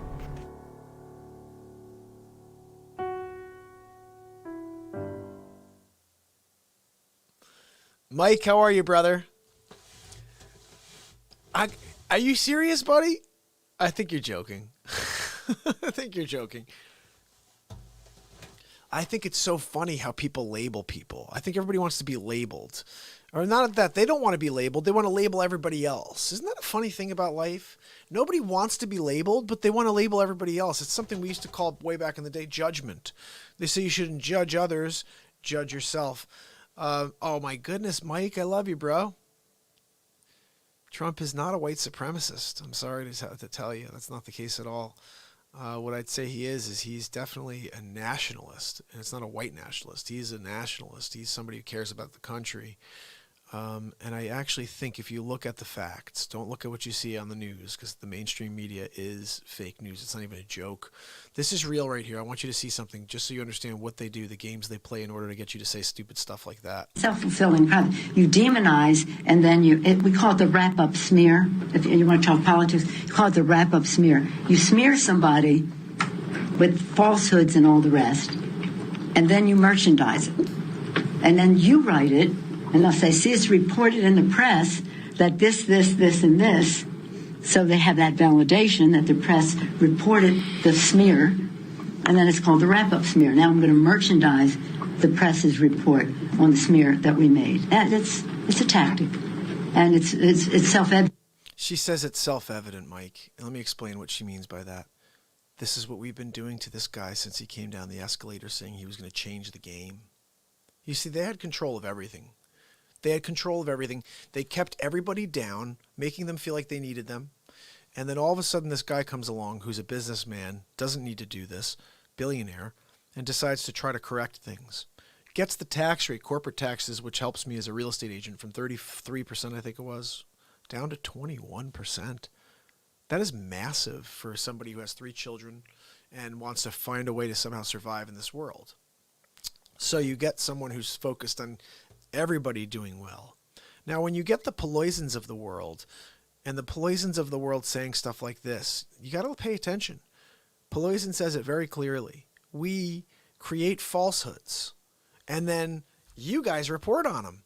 And when you report on them, that validates the falsehoods, and then Mike thinks that Trump's a white supremacist. You have to go and look at the data. People tell you stuff all the time. You got to go and look for yourself.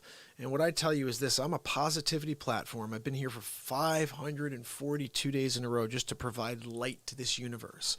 And if Trump was a white supremacist, I would let you know.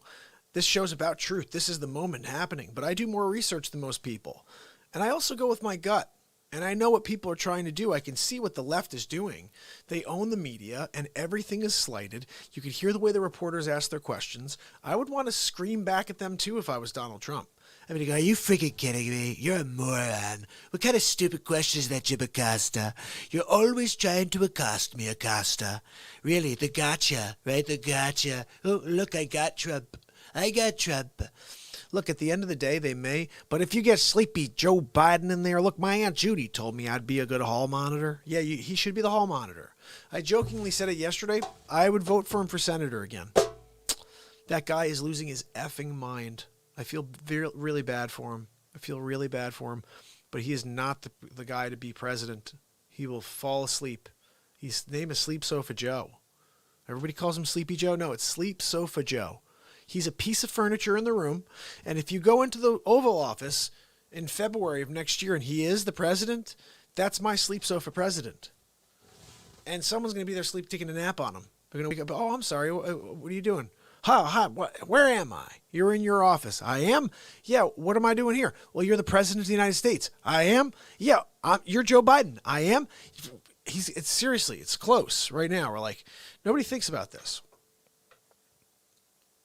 In general, with everybody, when it comes to dementia, Alzheimer's, it only gets worse. It doesn't get better, and it gets better rapidly. I mean, it gets worse rapidly.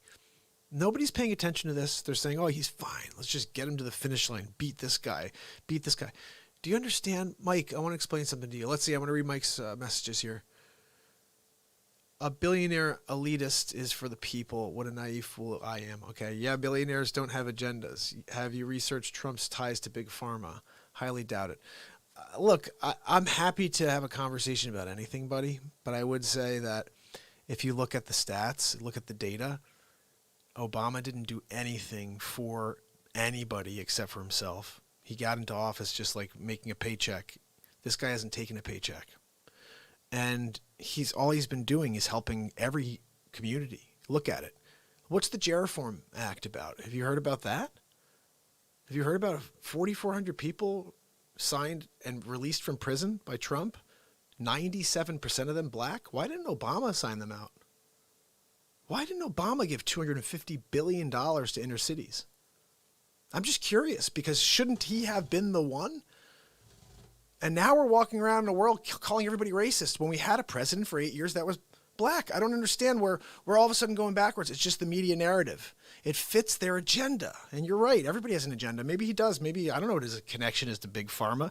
The guy's a freaking billionaire. He doesn't need to make more billions. He tried to help this world in a way that nobody else was doing. You do understand that everybody on that side that you're supporting lines their pockets. They don't care about you. They don't care about me. They go in every 2 and 4 years and they pander for a vote. And then they leave you in the dust for 2 and 4 years. By you, I mean me. They leave us for 2 and 4 years. They don't care about us at all. It's garbage. It's corruption. And when I'm sitting there watching the State of the Union address after 400 days, after not watching politics for 400 days. I watch the State of the Union, and I hear and I expect the same grandiose bullcrap that you probably do too. My crowd was phenomenal. We're the greatest. We're the greatest ever. And I didn't hear that at all. All I heard was America, America, America. And when I hear America, I'm very happy. Because this is my country. I want everybody to do well. And when I hear 10 million people were on food stamps, now it's 3 million. That means 7 million people came off of food stamps. 7 million out of 10. Isn't that something that the entire room should have stood up and applauded to? But no, the Democrats didn't like that. Why? Because those 7 million people probably don't want to vote for them anymore. Because they just keep them down, always asking for the votes. Oh, we're going to take care of you. Who's the last one that did anything for you? They get the vote and then they forget about you. 2 years later, though, they'll be back. Sleep Sofa Joe says something racist, and then race war 2 days later. Conspiracy theory, all you want to call it. Look at there's like a manifesto from April 2nd. It says final draft from AOC something. It's this, not AOC. It's something in Baltimore. Company in Baltimore. I can't find it. I got it here. We dropped it on this episode maybe like a month ago. Bottom line here is that there's a lot of stuff going on that none of us would like. And for anybody to be ignorant and pretend it's not, and pretend you're getting the truth from the fake news, you do realize that the term fake news was designed and created by YouTube, by Google, because Google wanted to try to get people to look away from the real news from Benghazi and Hillary Clinton, and call it fake news. Trump figured out how to use it to his advantage. He calls everybody fake news now. But it's Google who created that term. Go look back on the trends thing. And that was in part of one of those, maybe conspiracy movie, I'm not sure. Buddy, you're silly. You said you're in denial, all-time high unemployment and destroyed economy. Yeah, because they forced him to close the economy because of coronavirus. When people say stupid stuff like that, I just question, what kind of mind do you have? Before the economy was closed, it was the best economy in history, lowest unemployment in history, lowest black unemployment, lowest across the board. For you to say what it's like today is a stupid thing to say. Because, of course, every single economy across the freaking globe is like that right now. Unemployment at record highs, and everything's like completely out of whack. We are dealing with coronavirus. That has nothing to do with the president. Anybody who says that is living in denial. Look at the stats right before he closed the economy. What kind of stupid thing? You know why I'm really upset? I saw Biden with the same dumb commercial the other day trying to say, oh yeah, Trump squandered the economy that Obama and I gave him. The economy you gave him was SHI. Absolutely. The worst economy. How do I know that? Because I'm a real estate agent and I had to hustle my tail off the whole time he was in office. Didn't see a good year. Don't tell me he was a good president. I've had good years since this guy's been in. I don't care what he says. He says stupid stuff. Yeah, you know what? Shut your mouth. Stop the Twitter. But if you guys would actually report some real news occasionally, he probably would. That's the thing. Nobody would give him a chance. I think if the fake news became the real news and reported everything across the board, oh, today there was a child saved from Trump did something good. You'll never hear Trump did something good from CNN, MSNBC, or any of those channels. It's bull crap. Give it straight or don't give it at all. They don't want to give it straight. And Fox News is the same. They don't say anything nice about anything except for what they want, their agenda. That's why I tell you, shut off the negatube, guys. Come here and live in the moment. This is the moment. This is the point. Everybody has different perspectives. Mike just happens to think something silly. And it's not a fake virus either. It's not locked down for a fake virus. It's locked down for a real virus. And now these people have gone out and created a fake race war because they brought it up at the wrong time because it's politically based. And that's not conspiracy. Look up Breonna Taylor. Tell me why they didn't stand up for her. Or this guy in September of 19 driving his bike in Las Vegas, his bike without a helmet, murdered. 12 people protested on his behalf. 12. The cops still haven't been held to account. But no, let's talk about some 6-time criminal that was going back to jail. And yeah, it was a horrible thing. Everyone said it was a horrible thing. Nobody said it wasn't a horrible thing. This is the thing that bothers me above all. It's become a racist world because that fits the agenda of getting Trump out of office. Well, Trump's a white supremacist. Look at your freaking data, dude. Just watch a full interview. Watch the full clip. Don't look at fake news CNN, MSNBC, and look the stupid little clips they give you, because you could take anybody's little blurbs and make it sound like exactly the way you want it to sound. And if you don't know that, you don't understand the editing process of video and film and audio. You can create any sort of narrative you want, and believe me, they do it every day. Go watch the same story on CNN and Fox. Those are two polar opposites, right? And you'll see how they're both out of their freaking minds. There's really nobody's giving it to you straight. That's it. You do. Why hasn't anybody stand for it before? That's what I want to know. This all of a sudden becomes now. It becomes now. Let's do it right now. And you know what? It's just it's because coronavirus. Everything all of a sudden has become a little bit like everybody wants to go back to work. And then this becomes the big situation. But what about the guy in September 19 in Las Vegas driving his bicycle without a helmet, gets murdered by police officers? He was the fiance of somebody. I'm sure he was a great man. He was riding his bike. He wasn't a 5-time criminal before. He wasn't in jail 5 times before. He held someone up, a pregnant woman, and said, "I'll kill you if you call the cops." He didn't do that. He was murdered, and then 12 people came to his protest. Why does that not matter? And this is the thing I want to say. All deaths and all people that are treating people like crap, everything matters. For people to divide us, it's the worst. Dividing is the problem, guys. We need to come together. It's ridiculous. Oh, my goodness. It's not the color of your skin. It's the color of the light coming out of your heart. Everybody wants to make it a political or a racial thing. It's the light coming out of your heart. Is it light or dark? Do you have goodness coming out of you or darkness coming out of you? I don't care if you are clear, transparent. If you got darkness coming out of your heart, I don't even want to look at you. I don't want to talk to you. And if you could be, I have friends of every race. I've been here for 542 to connect this planet. I'm not here to connect white people. I'm not here to connect black people. I'm here to connect everybody because we are one. Every single life matters. Every single person matters. And when you guys stop saying anything different than that, that's our problem.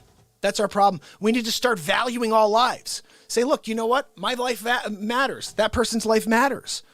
It's unbelievable. We've lost our ability to connect. We have no ability to love each other anymore. It's just become the thing to hate. And that's why this show exists. I can't stand the hatred. It's terrible. It's terrible. We should be leading with light. The only way to do that. And look, the bottom line is I appreciate Mike has his own perspective. I appreciate that. Go with it. Your perspective is valuable because what you have means something to you. But I would say look at the information at hand. Let's see what he says here.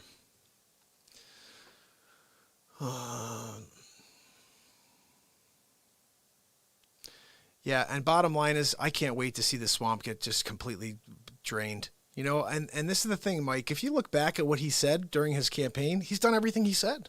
No president has ever done that. Go and look at what Obama said when he campaigned, and then look what he did. He didn't do any of the stuff. Maybe he did some of it. He didn't do all of it. This guy's done all of it. The only thing I can see that he hasn't done, drain the swamp. Guess what's coming in the next 4 years? You don't want to have front row seats to that? You want to have Sleep Sofa Joe in? Oof. I'm looking at that lady. Honestly, I'm looking at that lady, the third party. I'm not set on anybody. I just can't vote for a sleep sofa. I don't know how you can. That's crazy to me that you can actually vote for that guy. Like, I could go for 21% taxes. I don't want to go back to 33, 35. You guys are mental. You want to go back to the crap financial situation we had from Obama? You guys are out of your minds. It's so nuts. And then let me guess too, he's also an anti-Semite, right? His daughter's Jewish, converted to Judaism. Yeah, you guys are onto something. It's so funny. You guys are out of your minds. This is the funniest thing in the world. DH2, it's not the first time I've heard about it. Go and look at the police brutality is a problem across the board. It has been a problem. Go and look at the video. It's everywhere. It's disgusting. Absolutely disgusting.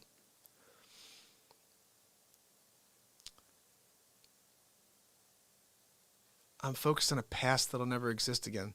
The past, no, you guys are focused on a past that's the point. You guys are focused on a past that'll never exist again. We'll never go back to the disgusting life that was going on prior to where we are today. I was born into a living environment that we treat people with respect. We love people. We're all the same. I don't know what it was like before. I wasn't alive then.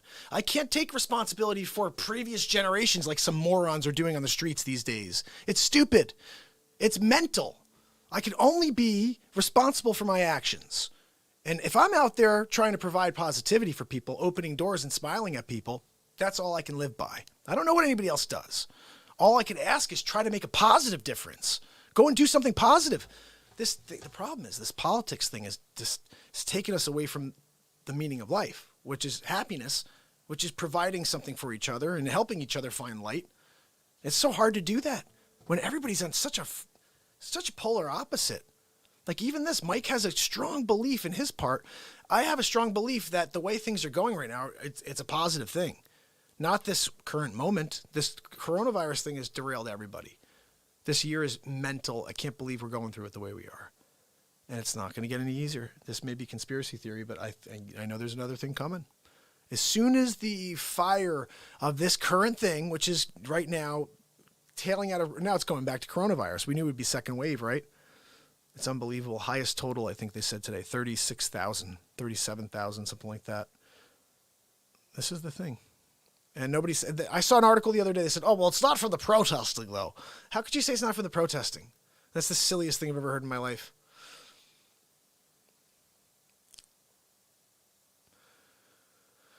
I don't have a tough time comprehending systemic racism. It's not what you think it is. You guys are taking one scenario that everybody thinks was a total horrible situation, and you're trying to make it about systemic racism, and there's not systemic racism. The police are there to help you. There are some rotten eggs within the mix, but you can go into every single profession across the board and find racist people. It's not systemic racism. There's a bunch of rotten people in this world. When people try to say the entire system is racist, that's the thing I think you have a problem comprehending. Law is not systemic racism. It's the lack of respect for law. Most of these things occur, not most of them, but a lot of them occur because criminal acts are taking place. Then there's a lot of rotten stuff that happens, like a guy riding his bicycle and he gets murdered. That's the stuff that I'm talking about people should be standing up for. Not for the guy, there's a crime taking place and he pulls a taser or he takes the guy's gun and he winds up getting killed in the process. I'm sorry, that I don't feel bad for. The guy's resisting arrest, he steals a cop's gun, stuff like that. I'm sorry, you have to reason. It's not color of skin. It's a criminal act taking place. I saw a couple videos. Obviously, all these videos are everywhere now, where some cops are trying to work with someone. The guy resists arrests. He wouldn't go on his stomach.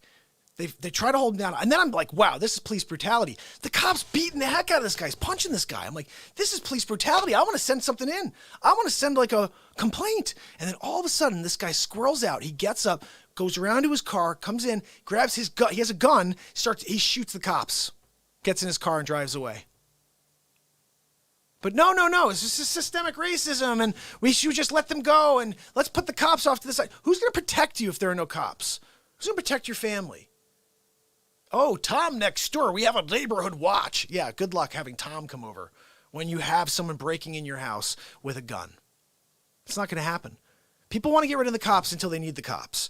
The bottom line is this. Before there were cops, before there was law enforcement, it was the Wild West. People are mental. They don't know how to take care of themselves. They don't know how to police themselves. So they had to do something. What did they? Oh, that's right. They created something called law enforcement. There are issues within. There are people within. I think they should hire some crazy psychiatrist like a Jordan Peterson type of guy and go and weed out all the bad eggs and look through their files and say, look, this guy's had 4 complaints. How about I said this from the beginning. How about you threaten their pensions? Nobody's threatening. This guy Chauvin still has his pension on. He could make $1.5 million and he's a murderer. How about you threaten their pensions? If you do anything that's inhumane, you lose your freaking pension. You don't just lose your job, you lose your pension. These guys are working for a 20-year pension so they get paid for the rest of their lives. Threaten that. If you're racist, if you do anything that's inhumane, you are losing your pension. They go to, no, let's just get rid of the police. Let's just get rid of the police. Like, what? Are you kidding me? That's unbelievable.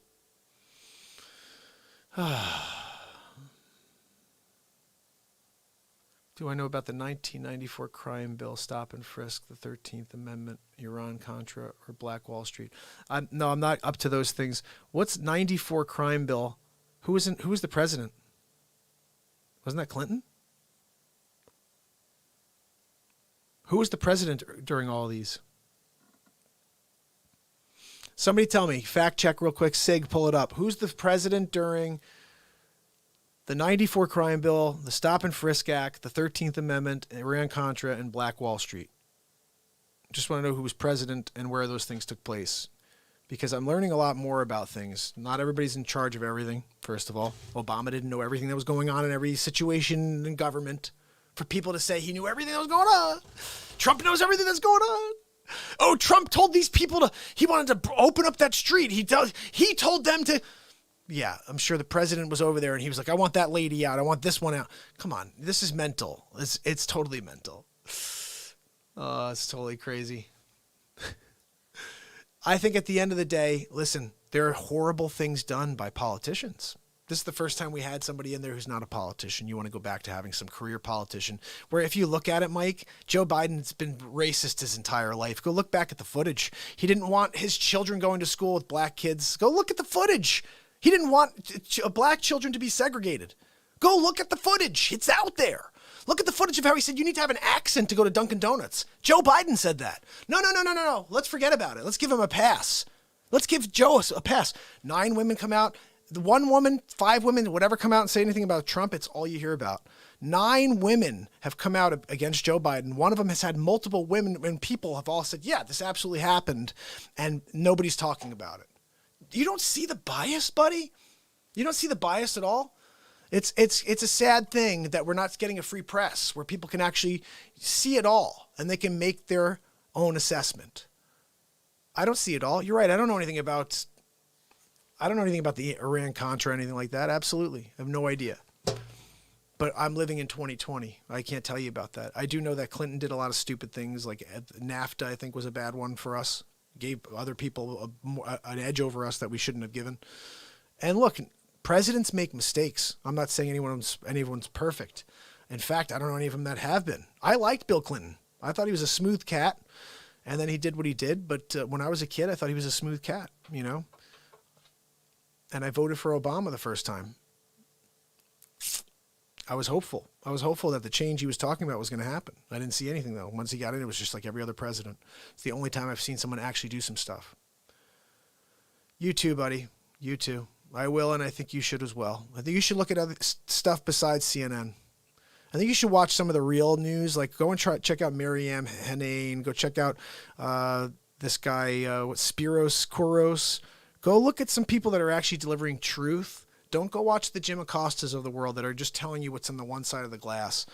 And I'm just trying to be here and be in the moment for you. I'm open to learning, but I'm telling you what, there's 2 choices right now in this November election. And if you guys want to go back to 33 to 35% taxes, I don't know what you're thinking. People should think with their wallets. You guys want to go back to a sleep sofa. The guy can't even have a conversation. This is what we should be talking about. Not what you hear on CNN. And you said white supremacist. That is how I know you're nuts, dude. You should do your research. He's not. Go and show me where he actually is a white supremacist. I want to see where you show me proof that Trump's a white supremacist. And I'll be like, wow, Mike is right. But there is none because he's not. He's not racist. Go look back through his entire life, how he's always been friends with people of all races. His daughter converts to Judaism, but he's an anti-Semite. It just fits the narrative. And you know how many people say that to me, that he's an anti-Semite? And I have to ask them that. I say, wait a second, you do know that his daughter converted to Judaism. You think Hitler would have let that happen? Oh, but he's our Hitler. He is? He is? He killed people? He kills people? He's exterminating people? You're mental. You guys are all crazy. How about just call it the way it is? This guy did something stupid. He said something dumb. But hey, this was good. He let 4,400 people out of jail. Did you hear that anywhere? No, you didn't. You don't hear about the good stuff. Nobody talks about it. It's insane. 7 million people off of food stamps. Let's not talk about that one. That's not that important. And let's go like this in the room and show our colors and that you're not a servant of the people. And you're elected to sit there and show us how selfish you are. That was what blew my mind. Mike, what did you think about that? You didn't think that was a problem when you heard 7 million people came off of food stamps and you see this in the room? Not like, that's great. America's doing well. Are you the one who wants things to keep going bad so people continue to need to take handouts instead of earning and figuring out things on their own? This is not a world where you should figure out how to do something. And I feel like here's another stat that I just found out. I didn't even realize this. Before welfare took place, before welfare was instilled, I think it was FDR, it was like a 23% fatherless situation in inner cities. It's 74% now because women know they could just get a check. If they have a baby, they could just get another check. Each baby is another check. That's a bad system. When you feel like you're benefited to have children and without a father, these children don't have the opportunity to grow up and see someone to learn that they can learn from. I'm not saying anything that people don't know. This is something I'm starting to learn about for the first time. And I feel like that's the issue no one's talking about. No one's talking about the 50 people a day that are shot and killed in Chicago. Black on black crime. Those lives don't matter, apparently. It's like all black lives matter or just one that is harmed by a cop. I don't understand. It should all matter. 50 people a day are dying in the streets in Chicago and no one's talking about that. And then someone will say, no, they are. No, they're not. They're not out there rioting on the streets of the 50 people a day that are being murdered by their own hands.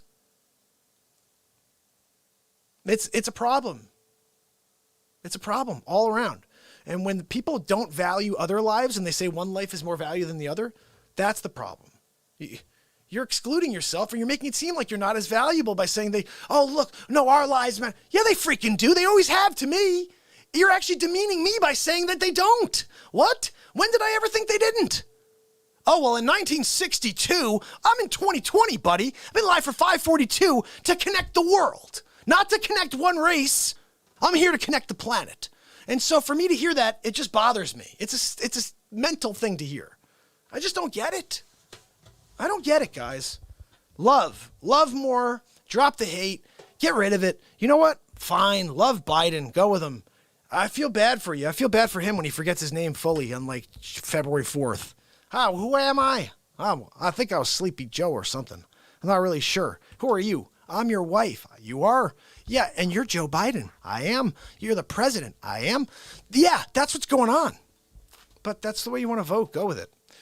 I could tell you I'm going to keep researching. I'm going to keep looking at stuff, but I can tell you all this crazy stuff about people being racist and about being white supremacists is the stupidest thing in the world. And that you need to actually fact check yourself on.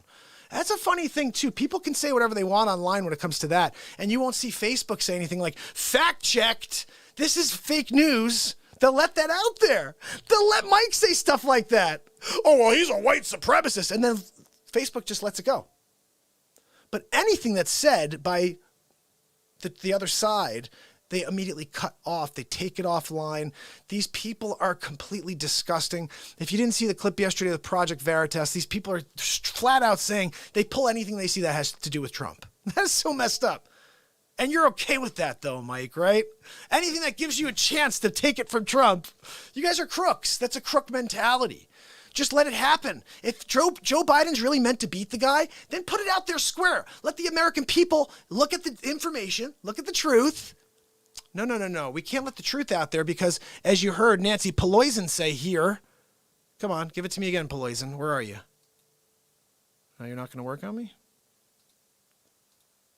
Self-fulfilling prophecy. You demonize, and then we call it the wrap-up smear. If you want to talk politics, you call it the wrap-up smear. You smear somebody with falsehoods and all the rest, and then you merchandise it. And then you write it, and they'll say, see, it's reported in the press that this, and this. So they have that validation that the press reported the smear, and then it's called the wrap-up smear. Now I'm going to merchandise the press's report on the smear. You're going to merchandise the press's report, the falsehoods that they create. Everything that you're seeing that you're talking about, the white supremacy, all this crap angle that you're talking about, it's all falsehoods that they've manipulated you into believing. Go and look at the information. It's just not there. And I have to laugh at you, buddy. First of all, I'm going to just say a couple things. Let's see. You're right. Nobody's talking about the hundreds of thousands of people each year that are overdosing on drugs, on opioids. That's so true. Like, we're missing so much stuff. We're missing so much stuff. DH, you said kicked off food stamps. What does that mean? What does that mean?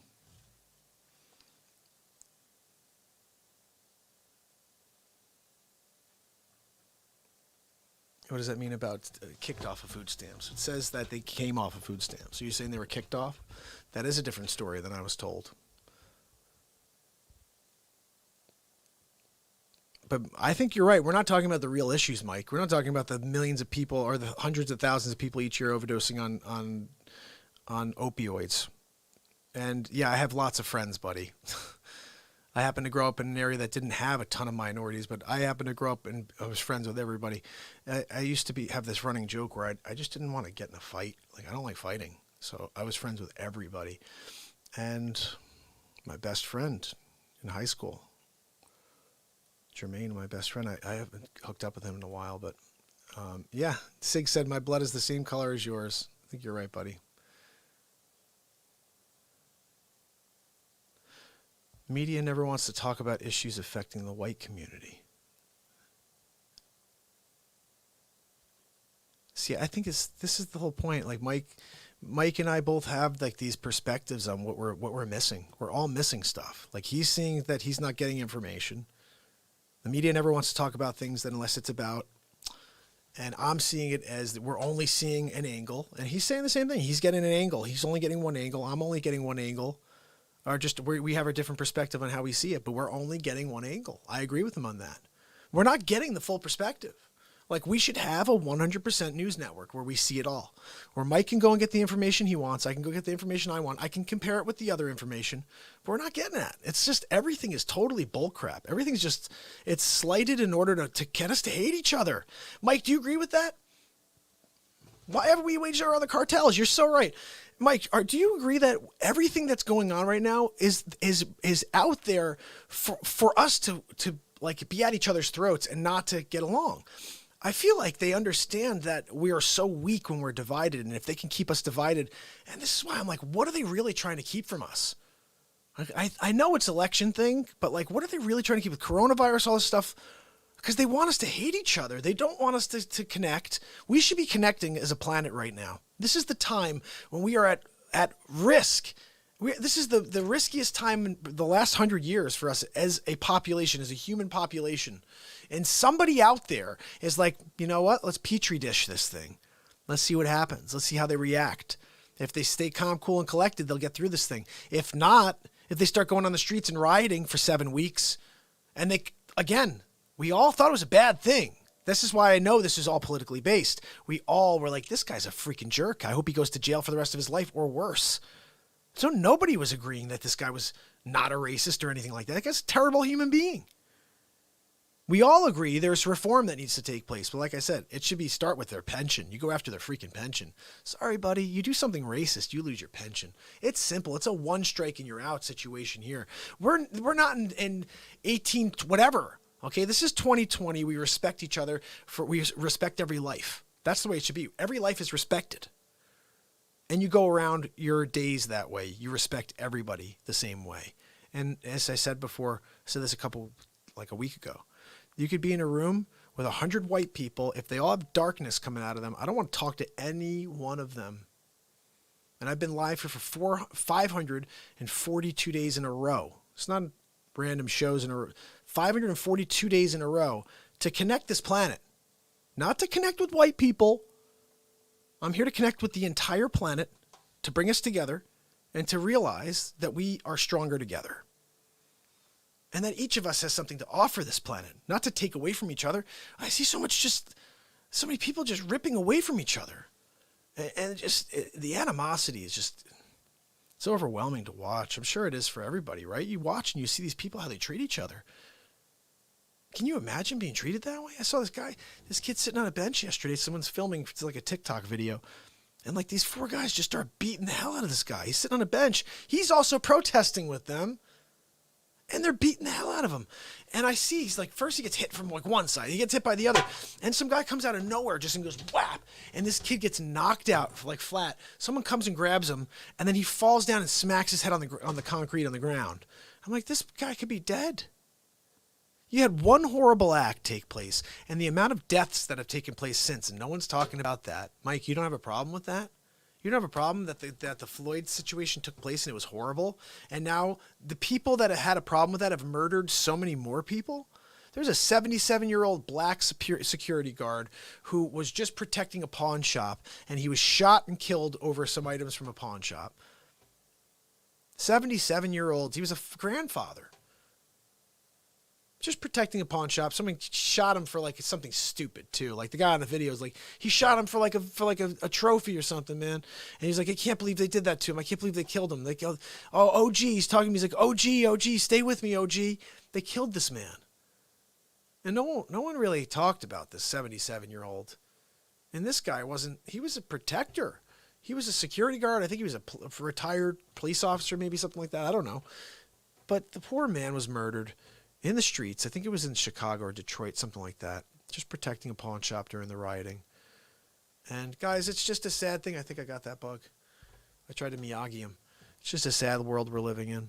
But Mike, just so you know, I mean, I started this show on December 31st, 2018 because the Negatube, I just was so sick of what was going on there. I was like, I got to shut it off. And I specifically didn't talk politics for 400 days until I watched that State of the Union address. And I would love to know what it was not true. Because when I heard 7 million people came off of food stamps, I didn't hear kicked off. I heard came off.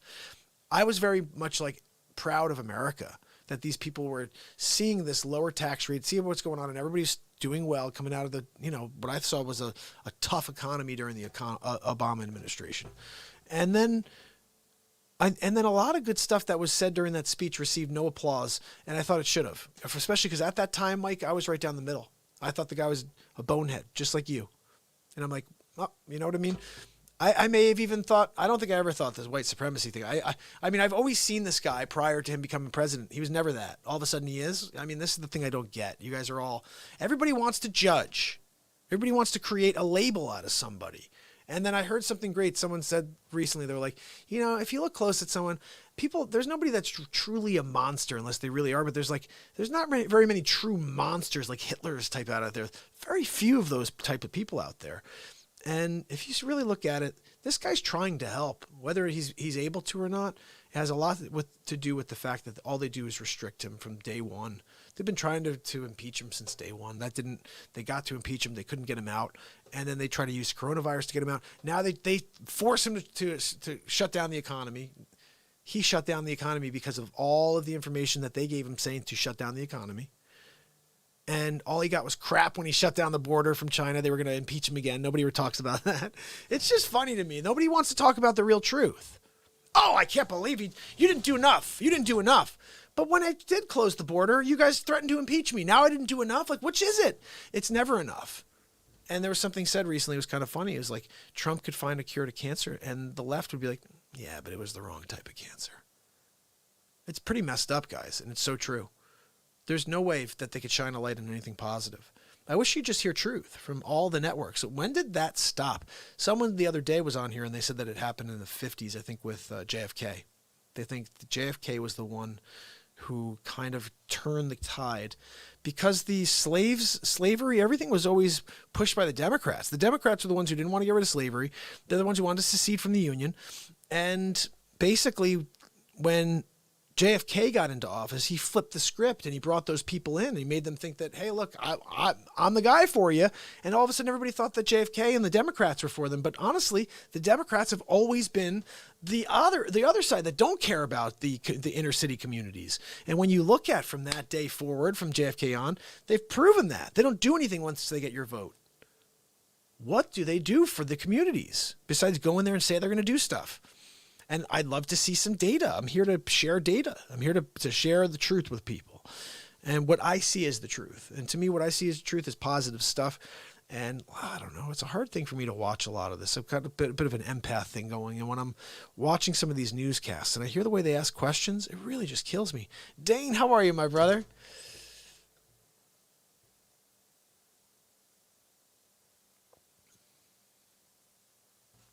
Yeah, Mike's right. He said that opioids are destroying white communities. But also, Mike, you know what? Opioids and heroin is killing, like, destroying all communities. I don't know if it's just opioids, because I think heroin's considered an opioid as well. Heroin is like a major issue too, and then fentanyl. Like, there's just a serious problem in this world right now where people feel like they need an escape, and I think that has a lot to do with the fact that they are being pushed down. And that's where I look at the data, and I start looking at how each 4-year tenure, if you look at how communities do on a 4-year basis, I haven't, but someone look at this.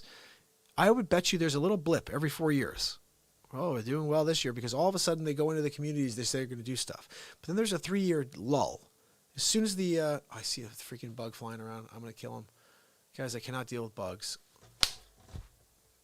Me freaking Augie. You see that on my pinky? That's a Miyagi right there. That is a Miyagi. Woo! Don't come my studio, okay? You're gonna get the schmagda. All right? This is called the Miyagi room. Yeah, no, you're right, Mike. I think the opioid point. Look at this freaking head of hair. Seriously, can I get a freaking haircut?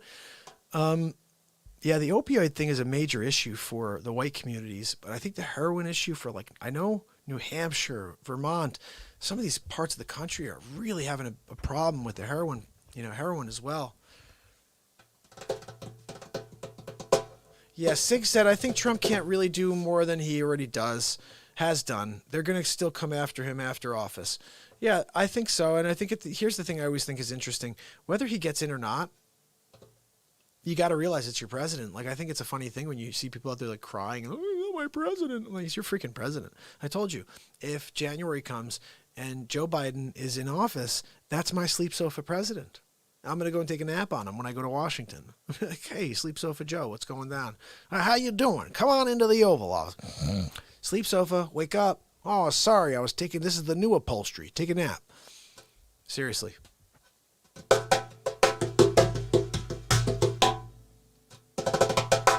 Well, I know that. I'm just saying that heroin is the more affordable, right?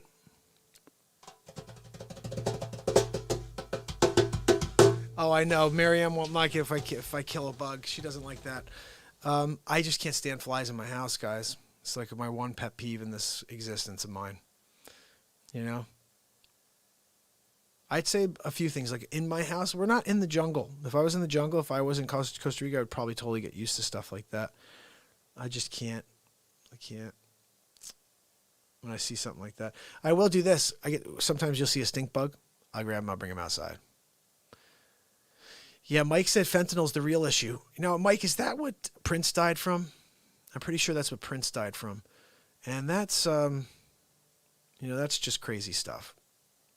There's someone like that, a talent, just being squashed out. It's just such a depressing thing. You think about it. It's such a short life. I know everyone's talking about how life is long. I really don't think life is long. Life is extremely short.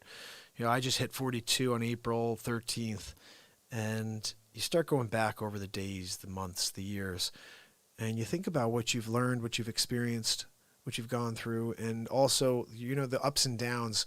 I think you mostly remember the downs. Most people, they hold very little regard into their ups. They focus most on the downs. It's a really, I think it's a terrible thing we have to try to work ourselves out of, is to try to appreciate what's good when we're going through it. Most people, when they get to that reward, they're already thinking about the next task instead of appreciating the celebration. You should always celebrate your actions and take advantage of being appreciated by those around you that are benefiting from your work. Dane says life is a vapor. Okay, so Mike says that Chinese fentanyl is killing Americans and the government won't do anything about it. Okay, Sig said, whoa, Biden, he's stuck with his own Obamacare housing gone, economy gone, health insurance 40% higher. They're done. Oh, so you're saying he's sticking with Obamacare. The housing's gone, economy's gone, health insurance is going to go 40% higher. Listen, this is our problem right now. It's like there's no winning solution here, except for to continue with what we have. If you go in there and you, right now with what's going on with coronavirus, you go and you instill Joe Sleep Sofa Biden into office, guys, we lose 3 years by the guy's tying his shoes. And then by the time the 4th year comes around, the whole country is going to be different. You're going to be paying twice as much in taxes. You're going to have all the red tape back. Like, things are so much easier, except for the way they paint it. If they let this guy do his job, you know what's the crazy thing? If you actually look at what he's gotten accomplished, it's pretty impressive considering all they've done is beat him through the freaking mud. They pulled him through the mud every step of the way. And he's gotten so much accomplished. I still am blown away by some of the stuff they don't talk about. But again, you won't hear about it unless it's become something that benefits the Democrats. And there's just not enough. There's not enough news-worthy information for the left side. You know, when it comes to the Trump administration, it happens to be left-leaning. Everything's left-leaning when it comes to the mainstream media, for the most part, right? Fox is the only right side. Here's the thing. I want you to know too, Mike. Like, I don't want to watch politics all day, every day. It's the most depressing thing in the world. I hate it. That's why I shut it off for 400 days. I remember my wife she used to watch. My wife watches. She always watches. And I just walk by. I'm like, I can't watch this. I cannot watch the hatred, the vitriol. I just can't deal with one side saying this and the other side saying the complete opposite. And I'm like, you know what? That's when I came up with the name Negatube. I'm like, I'm shutting off the Negatube, and I'm going to go and create the Positube. I'm going to come out here every day, and I'm going to try to find a way to build some light with people. And Mike, you're my brother. And Dane's my brother, and Sig's my brother. And like, we are here to connect and do something amazing with this time that we get. And isn't it something that we're both here right now in this time at 12:57 a.m. on 6/26/2020? Like, that's something. We happen to be here like in this moment. I choose to try to live here. I don't want to think about all the stuff from yesterday. I don't want to think about what could come tomorrow because I don't know if I get a breath then. I know I have one right now.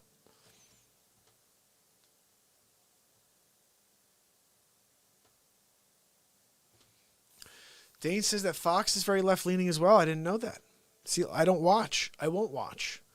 I will click in for a second. Like, I'll see Tucker comes on or something, and I'll see Don Lemonhead come on. I'll listen. Don Lemonhead here. I'm like, ugh. I can't stand the crap that comes out of these people's mouths. Oh, yeah, those racist, xenophobe, bigot. Like, what? How are they allowed to say that? How are they allowed to just broadcast that this is a fact when it's not fact? Well, Donald Trump's a racist, anti-Semite, bigot, xenophobe. I'm like, do these people understand? Like, everything's just words they say, and they create the narrative. Again, remember, it's what Pelosi said. We create the falsehoods, and then you report on it, and it gets validated. And then people hear the news, and they start to say, yeah, I heard that in the news. It's classic. But I will just ask you to look back. Like, yeah, everyone's trying to find footage of Trump prior to being president. But prior to being president, everybody loved the guy. Everybody was like, this guy's funny, you know? I still think he's hilarious. Like, even if I didn't like him and didn't vote for him, the guy's freaking hilarious, you know? Yeah, you know what? I'd love to get on with these people and just have a conversation and be like, look, I don't know the full angle here at all. All I'll tell you is this. Can we just drop all this negativity and get to the positivity? Can we just somehow connect? Can we somehow find a way to smile at each other and not have a hatred coming out of us? Like, I don't get that. And I know it's because it's such a polarizing subject. It's always, they say, what, like religion, politics, and money. You don't talk about with people because it could just go horribly wrong.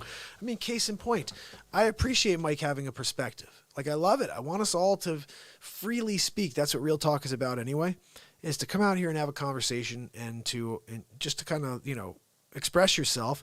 And Mike's perspective, as I said, is he's getting one side of a story, wherever he's getting his information from, whatever he's looking at.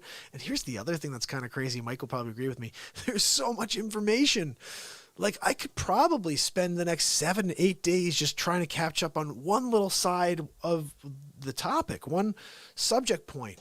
And it's just so many different videos, so many different people talking about it. You just don't know which, and everyone's got their little opinion that they add to it. And I saw something in this hoaxed movie that I thought was brilliant. The guy goes, you know what it reminds me of is like the old telephone game. You know, like, hey, Mike, Donald Trump went down to the school and he signed a really great bill that's going to help students. And then Mike goes to the next guy and he goes, Donald Trump went to the school and he met with students and he gave them a bill. And then he gets to the next one. The guy's like, Donald Trump took a bill from one of the students. And then it gets all along. It's like, Donald Trump's taking money from the students. And it's like, what? And that's exactly what the way he explained it. I'm like, it is so much like that. It's so much like that because one network gets the story. They report on it. And then another network's like, hey, look, hold on a second. Hammer and Jameson, look, I just came across my desk here. I'm not sure if you heard about this, but Donald J. Trump is taking money from children to the school. It was down in Chicago. He went down there, and he was stealing money. He put bills in his pocket. It's the story I got. Look, it's the Hammer Jam. I'm ripping the lid off the fake news, okay? And the bottom line is that Donald J. Trump is a thief of dollar bills in Chicago school systems. At least that's the story I heard. But it started as Donald Trump went to a school and I said, look, I'm going to sign a bill. In that bill, it's going to give you dollar bills. You're going to love it. You're going to love the Trumper. And then all of a sudden it gets switched. Donald Trump, Hammer and Jameson. Did you hear the newest? Donald J. Trump, he's stealing children. He's selling them through a pipeline in Nebraska. More at 5, the Hammer and Jameson ripping the lid off of its show, HammerTime. And that's how it goes. You know what I'm saying? I love this little graphic up here of HammerTime.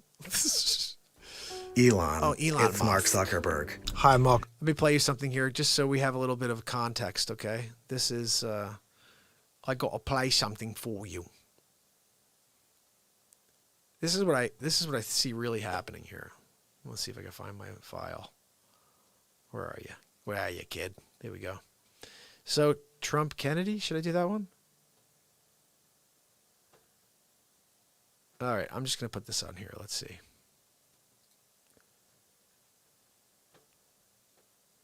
All right, this is the type of stuff we do over here to try to cut through all the craziness, Mike, okay?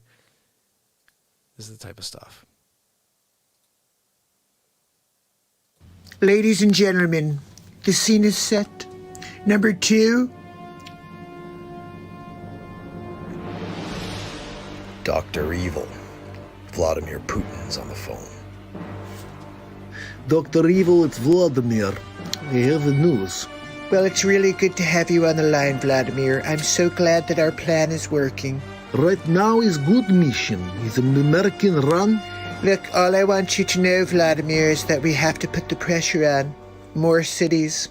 They riot in the street. Good. Now to part 2, our secret weapon. You know who I'm talking about. Let's get him on the line. Dr. Evil. George Soros is on the line. George. Dr. Evil. What's the deal? Can I play too? What you got going on over there? Give us the scoop. I want to play. Let me put you on speaker. Yep, here we go. What do you got, George? I'll put money in as well, and we could take over the solar system. We have to find a way to stabilize Donald Trump as well. Bring Trump Walker to me. I will turn him, Or I will destroy him. Bring Trump Walker to me. I love that one. That one makes me laugh. So every day, Mike, I drop these face swaps just to try to cut through all this garbage we're going through, right? And this one to me was kind of funny because they were talking about defunding the police, Mike. I want to share this one. I think you'll get a kick out of this. Everyone's like, oh, let's defund the police. And I'm like, but then you have no police.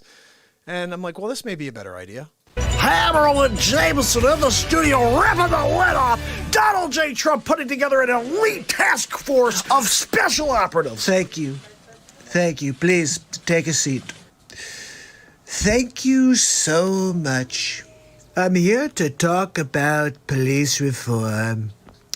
Of course, it's the hot topic subject out there, besides the race war, of course.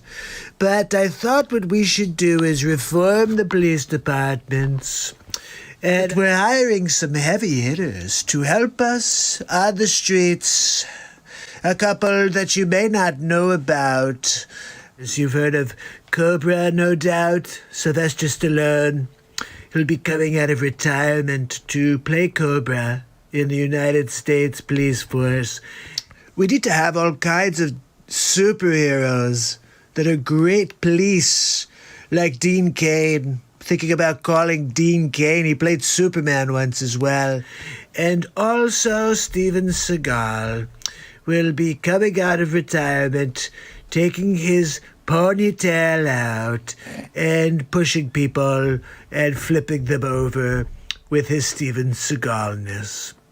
And look, I'm thinking about also calling in Chuck Norris because, as you know, he was Walker, Texas Ranger. If we could use Walker, Texas Ranger to maybe help us save the police departments.